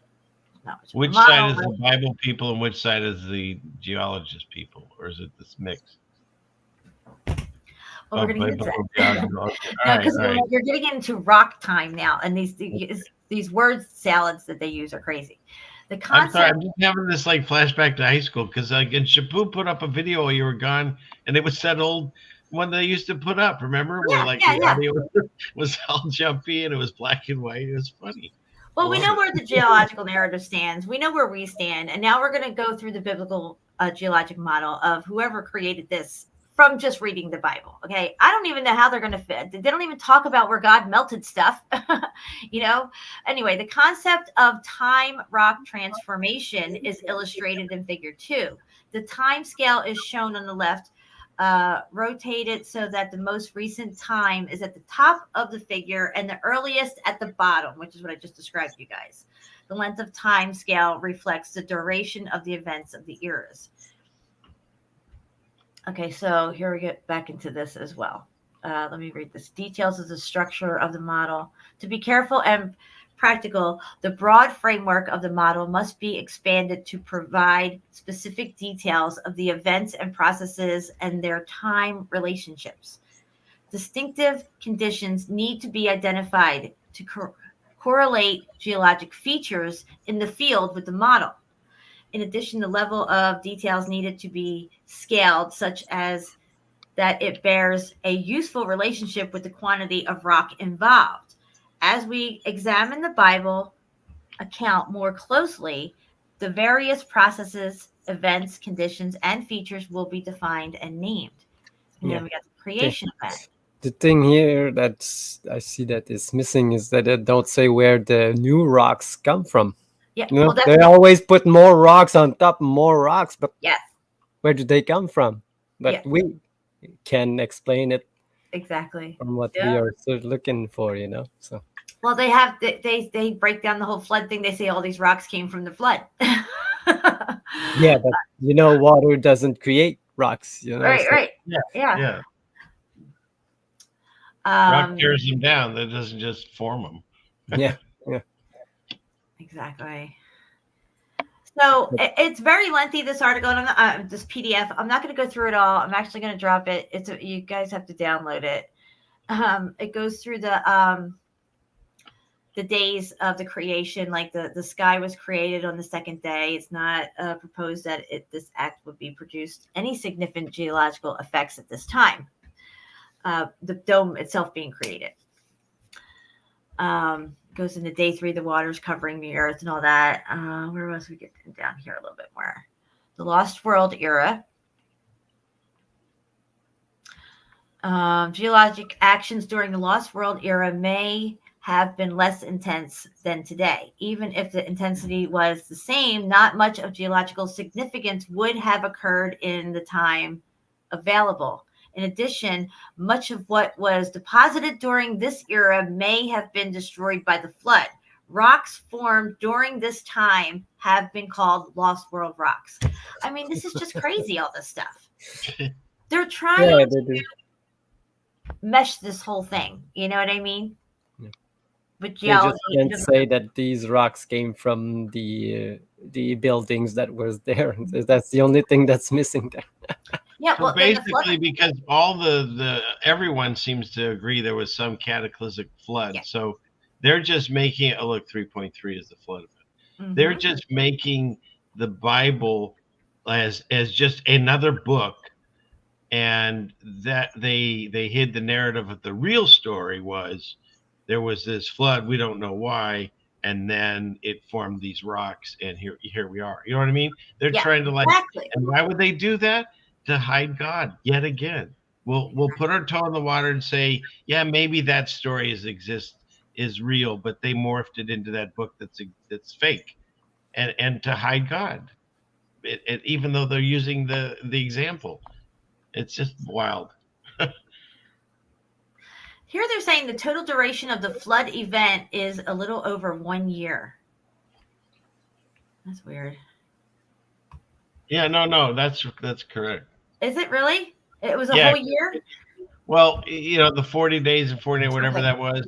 But then after that, when the ark stops, or you know, when he does the olive branch, or now it's a leaf and all that stuff, they actually don't come out of the ark until a period of time from that moment. It doesn't just like once the bird comes back, everyone gets out, because don't forget, God sealed them up and God let them out. So what happens is in the story is that they can't take it anymore, and they pray to be released, and then they get released. You know, that's the short version of it. Right.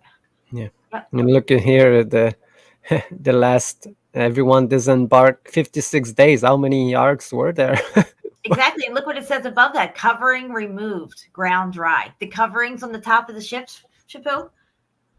So, I don't know. You know the arcs that we show, they're all covered on top? Yeah.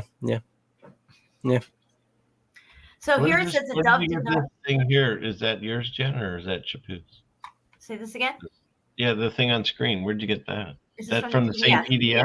Yeah, same Oh, PDF. okay. I'm All right. linking All this right. to All you right. guys. You're gonna go through it too as well. It said everything that you just said, pretty much.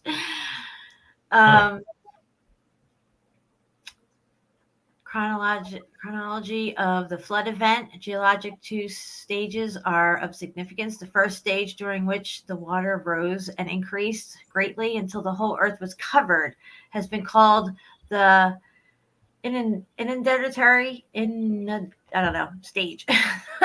The second And stage. not to belabor this, Jim, but do you see how it's already changed? If you go back up, dove returned with leaf. That's the Mandela one. They've already updated it. Yeah. So from here on out, anyone seeing this is going to think the dove returned with the leaf.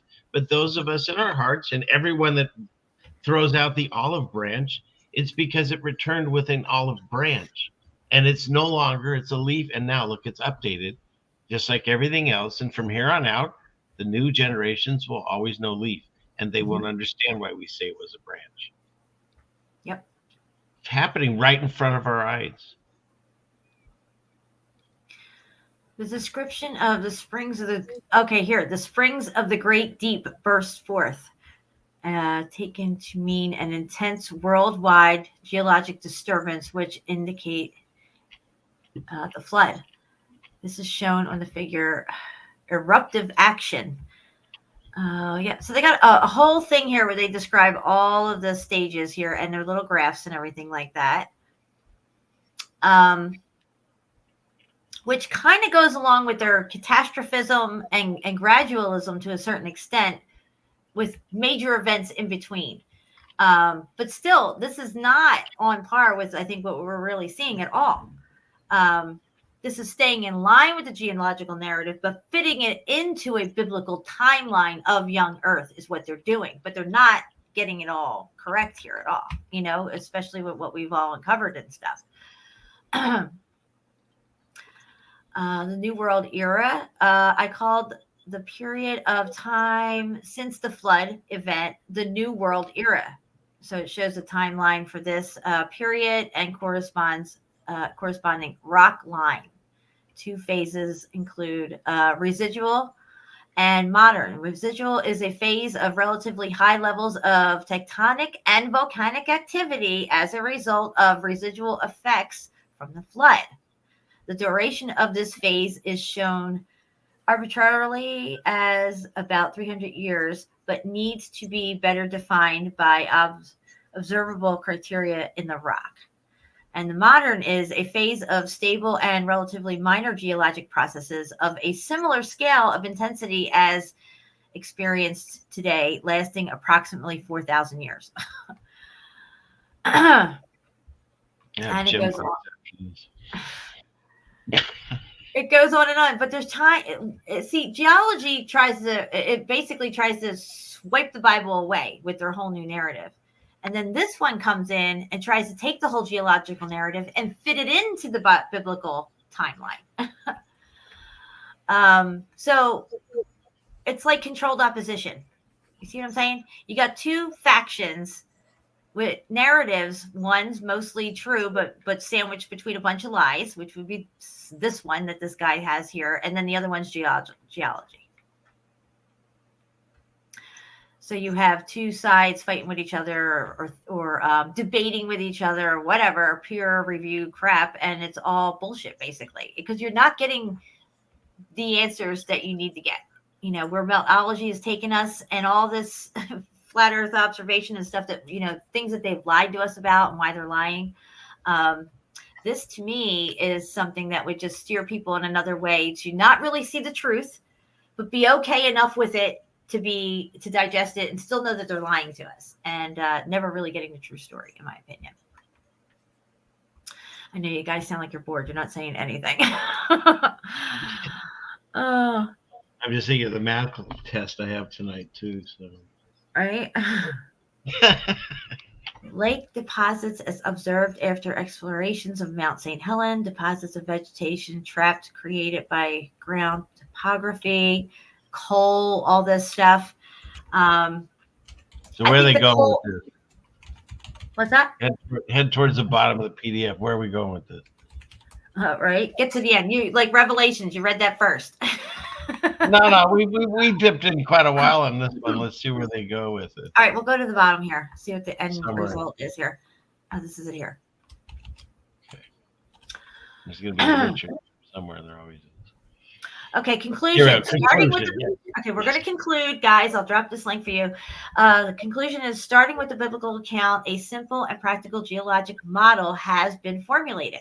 So they're starting with the biblical account, a simple and practical geological model has been formulated. The model has We're toe in the water, but we're not going to go completely Bible on you. Right, exactly. Yeah, you're getting it now. Right. The model has been described and labeled to facilitate scientific communication. Got to get that labeling Exactly. Yeah. Appropriate names and terms have been used which are compatible with biblical accounts. The model can be represented in a diagram which graphically illustrates the concepts and relates the Bible record to the rocks of the earth. The diagram can be adapted to needs of different audiences to enhance communication of the creation concept. Frequent use of the diagram. Man, aren't they good at just spewing a whole bunch of words that mean nothing? I mean, this is what I'm saying. It's word salad. Anything. Yeah, it's word salad. Basically, is what it is. I think AI is writing this shit. I'm telling you, it's weird. Criteria has been developed to classify rock structures. Again, it's interesting how they put structures in there, right? The word structure. Yeah, that sounds like something was made, right? Yeah. The criteria suggests direction for investigation, and they provide clues for how rock structures should be arranged. The biblical criteria would need to be applied to the raw geologic data. The model needs to be tested and refined. Look at that sentence. The model needs to be tested. We haven't done it. This is just a theory if we were ever to do it. And they used another word up here too. What was it? It was where was it up here? Suggests. Everything is questions. Theory, suggestion. The model needs to be tested.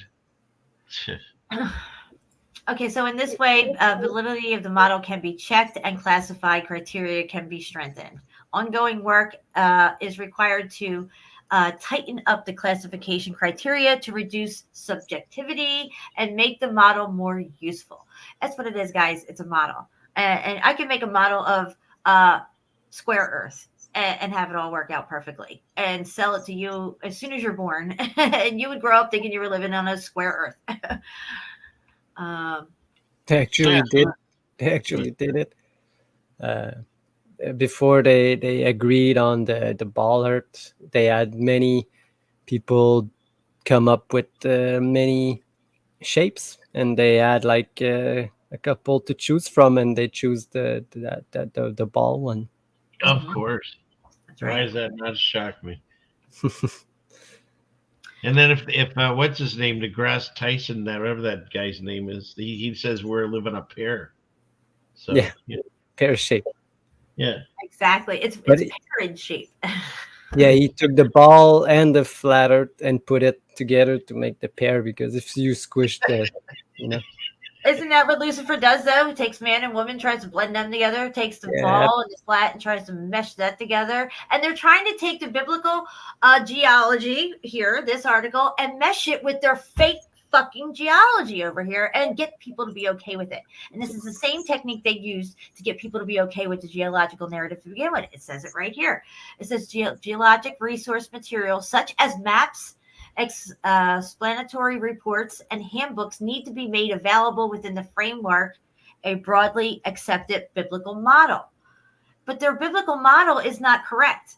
It's correct to a certain point, but they're not giving you the whole thing. Garbage in, garbage out. Yes. Confidence in the model will grow as it is applied to more geologic situations around the world. Contributions of other researchers from other continents is eagerly anticipated. It may be necessary to modify the model following wider experience in the field situation. I mean, that's how we got our globe right now. Is they what did it say? They They need to make reports, handbooks, blah blah blah. That's how they force the globe on us. And that's exactly what they're doing here with this. So for me, this is like taking the truth, hijacking it, and then, it's like controlled opposition. So you never get the full truth. You get some of it, right? And you get concepts and stuff. Oh, this is the word I was looking for. The creation concepts. Concepts is another way of saying theories, okay? It's a word salad. Yeah. That was that word I was looking for. So I really wanted to share this with you guys because some people could come along and be like, okay, this explains everything, but it doesn't explain everything. All it does is explain their geological narrative, but squished down into 4,000 years and not 4.8 billion years. And it's really intriguing for me to, I don't know, I find it intriguing. No, I'm sorry. Every once in a while, I'll catch something in the chat, and this one was Setdig. And wrote, personally, I feel bad for the monkeys that didn't evolve. I don't know. That just struck me really funny. I guess we're supposed to look at monkeys that we see now and go, oh, if you'd only tried harder. Sorry. You know? Right? What did I have? Anything else to look I'm going to at? write that down. I got to remember that. Shapu, look at this. This is what you sent me a while ago. Okay. The medieval study research blog. Meet us at the crossroads. Yeah. You read it like on the show with Johnny. Yes. Well, when I was scrolling down here, what you were just showing in Ottawa around that river and all that stuff looks like this. Yeah, exactly. really similar to that. Yeah, I thought that was really interesting. But I'm going to share this link as well with everybody. So it's pretty. Yeah, cool. the poem it's really good, nice. I don't know if I shared it last time or not, but there it is. They control the narratives, guys, and they know that this stuff's going to get out, and they know that they're going to try to get ahead of it, and they know they're going to have to deal with the Bible as well. So what do we have in Flat Earth? We have Flat Earth gatekeepers. You're going to have geologic biblical narrative gatekeepers as well. Okay, yes, the Bible's correct, but it's incorrect this way with this model, and this is how it works out. You still don't get to the melt. You don't get any explanation. Except this information, but not that, because it doesn't go with their narrative. Right. But it'll keep you looped into a geological narrative, just taking the time span and shrinking it down. So there's that. Anyway, that's what I got, guys. And who has the means and the power and the money to make these publishing and put it everywhere? It's not us. Exactly. And the printing press and then the school system, word of mouth teachings and all this stuff. Most people couldn't even read for a very long time until they started, the school system up. It was usually the elites and their children that would be able to read, but the common people couldn't, because they didn't want them to read anything and learn anything and figure some shit out. And you can, when you look on the other side of it, you can see where they call a sheep, where they herd us into these particular. So, like, for instance, we're accepting, we're allowed to believe there were giant trees and animals, but not giant humans. No, you got to stop right there, because that would blow away that narrative. It would go more biblical and would take away evolution. You can't have a giant human, because they had to start in the pyramidal soup and become a monkey. So you're allowed to believe in everything giant except humans. So it's like there's always that catch. Go here, but no further, And it's that's exactly what it does. Yep. That sounded pretty smart, what I just said there. I think so. I was waiting for the other shoe to drop there. No. Good. But we understand now why they're doing this and how they, like, when I got into the truth stuff, I started to listen to Alex Jones. And then after a little while, I started to realize he's controlled opposition. We think he's on our side and he's bringing out these truths, but he's actually working for them, to steer you in a certain direction and keep you in a certain mindset and looking at certain things. So I think that's what's happening here as well with this type of stuff. Yeah, I never watched Alex Jones. I mean, I know of him, and then I saw him later. I would check out the stuff that they were talking about, but he wasn't one of my first people that like woke me up to things. But when I started watching him, And at first you go, wow, so he whistle blew that whole Bohemian Grove and stuff. And that's pretty impressive. And then you realize, wait, the most, like, the one area that no one in the world could get to unless they allowed you there. There's no way he snuck through a bush and crawled through a hole and filmed it and they didn't know. No, that was supposed to get out there because either they have to do it or they wanted to do it. And so that was my awakening to controlled opposition. When you start to break it down, there's no way he would have been able to get that video if for that, as crazy as that event is. They know that everything's going to be revealed. They know it. They can't stop it. They knew all this was going to be revealed. It's the, what Steve used to say, the externalization of the hierarchy and what they do. So they can't stop it from happening. They know it's going to happening. The only thing that they have to control these truths, because they're not narratives, it's truth coming out, is to get ahead of it and steer it. And they'll steer it with their false narrative behind it. That they'll use that little trim tab of deception to steer the truth. And then like that. And once you realize the lie and why the lie, what is their motive to pursue this relentlessly, insidiously, all this time over us, and how hard they have to work at it. It's something really to behold when you wake up in the middle of all this, and it's quite profound in my opinion. Oh boy. Yeah, and don't forget Alex Jones is also possibly Bill Hicks. I mean, it's just like they repeat characters. Yeah. And that's another Rush Limbaugh supposed to be the guy from The Doors. I'm not on board with that one yet. Well, look at the Challenger, the supposed teacher and all that died. And, they're all still around. But their character died. They killed like Colby Bryant. Used the same name. Yeah, they didn't even care. They have the same name. They didn't change it. Yeah, they got ahead of a lot of things. I think the flat Earth, they knew that was going to come out. They got ahead of that with their bigwig people who, you all know who they are. I don't have to name names. And,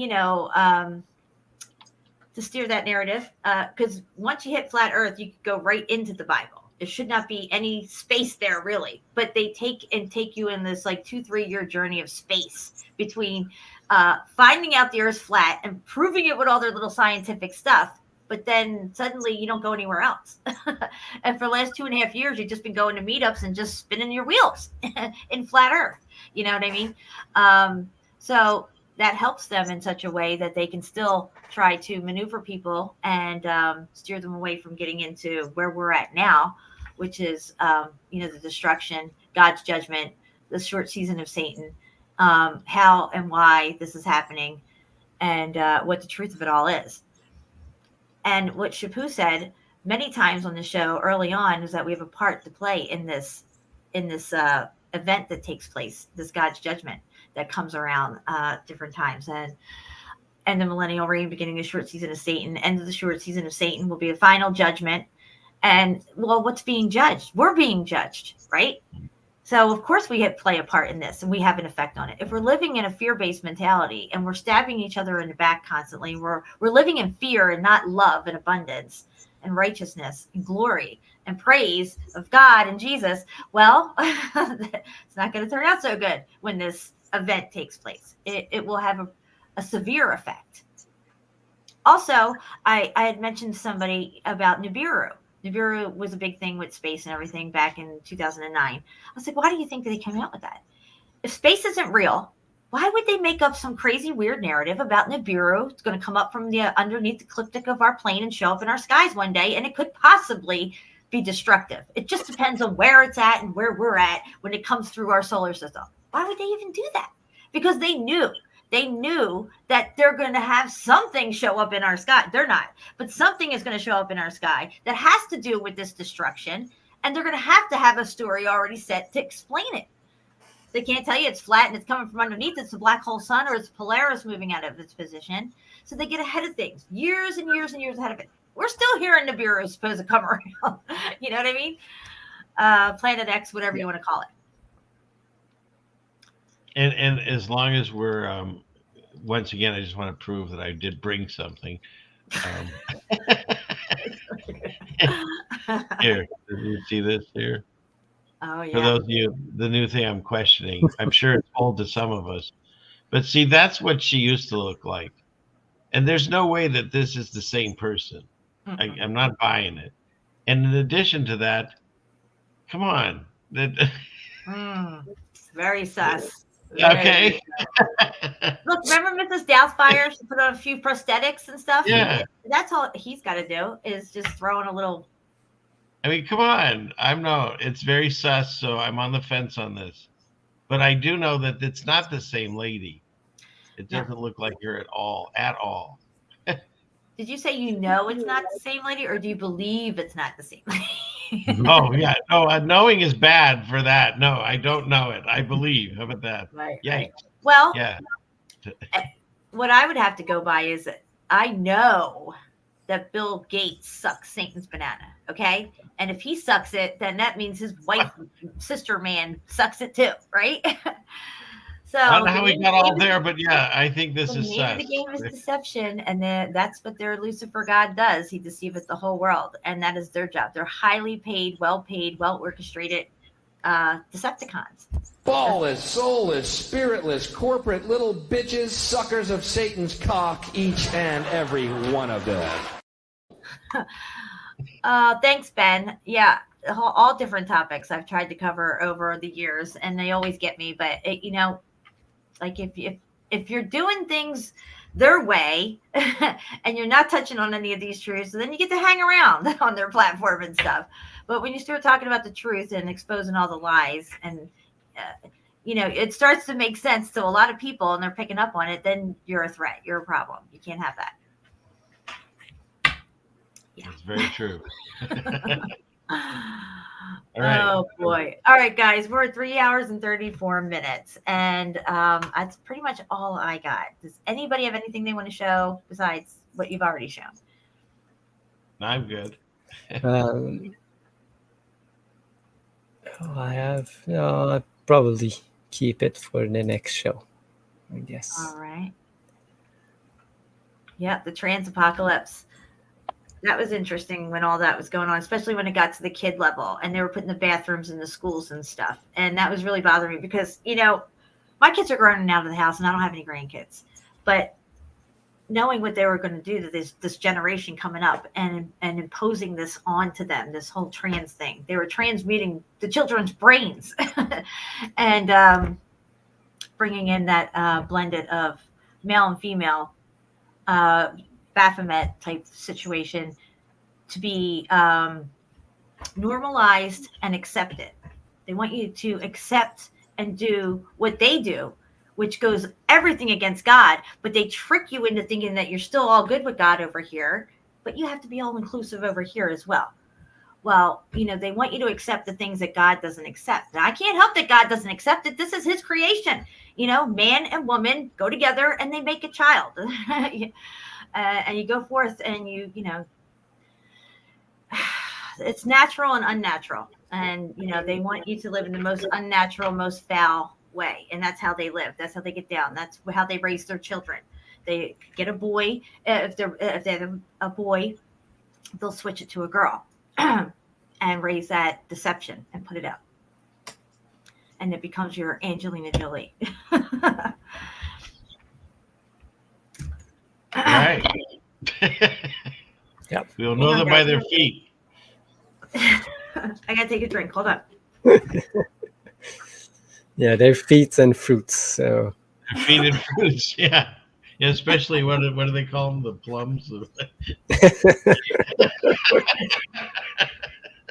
Yeah. Dude, we should have stopped at 3 minutes and 33 hours and 33 minutes. Now look where we're going.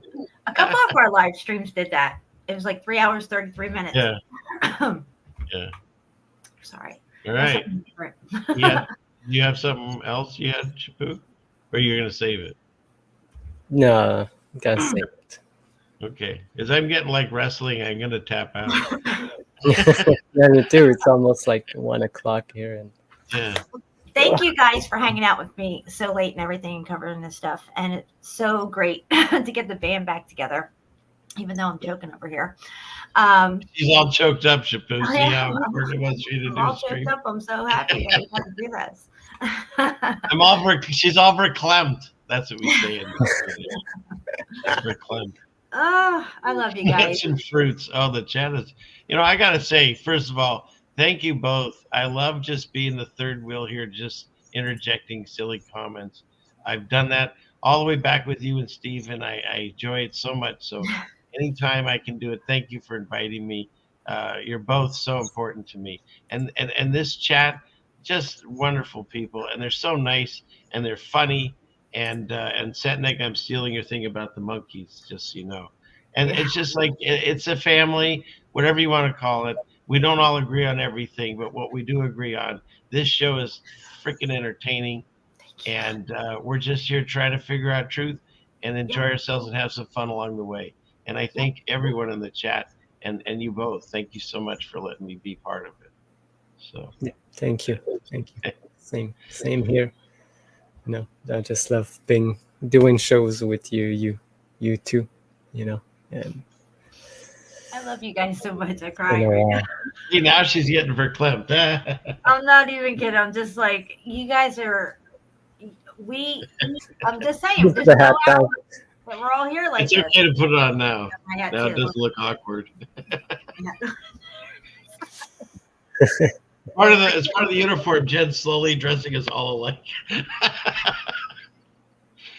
So I got this hat in Philly at the airport. It's got a purple P on it, and he was embroidering hats there. So I had him do the drippy font of Meltology 101. I like it. Yeah.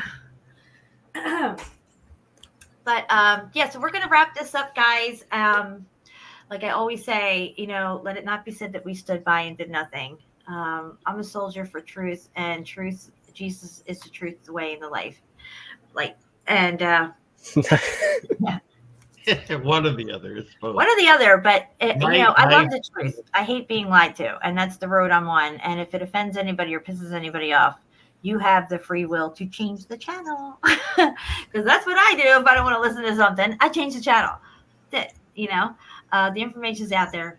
Just got to let it in, right, CFM? Yeah. And we'll see you guys again soon. I'm going to go out with a song tonight. I love you guys. Shapu, thank you so much for coming on with us. I missed you so much, and I cannot wait to do the next show with you, whenever that is. Yeah, thank you. I love you both. And yes, I'll be available when I can, I guess. Yeah, no problem. No pressure. But, if you have nowhere else to go, you can go on CFM show. Yeah, I'm not sure. Right. Obviously, I've got one coming up Friday, and I'm not sure where I'm going with it, but I'll keep you all posted. So. All right. If I find anything interesting, I'll shoot it your way. Sounds good.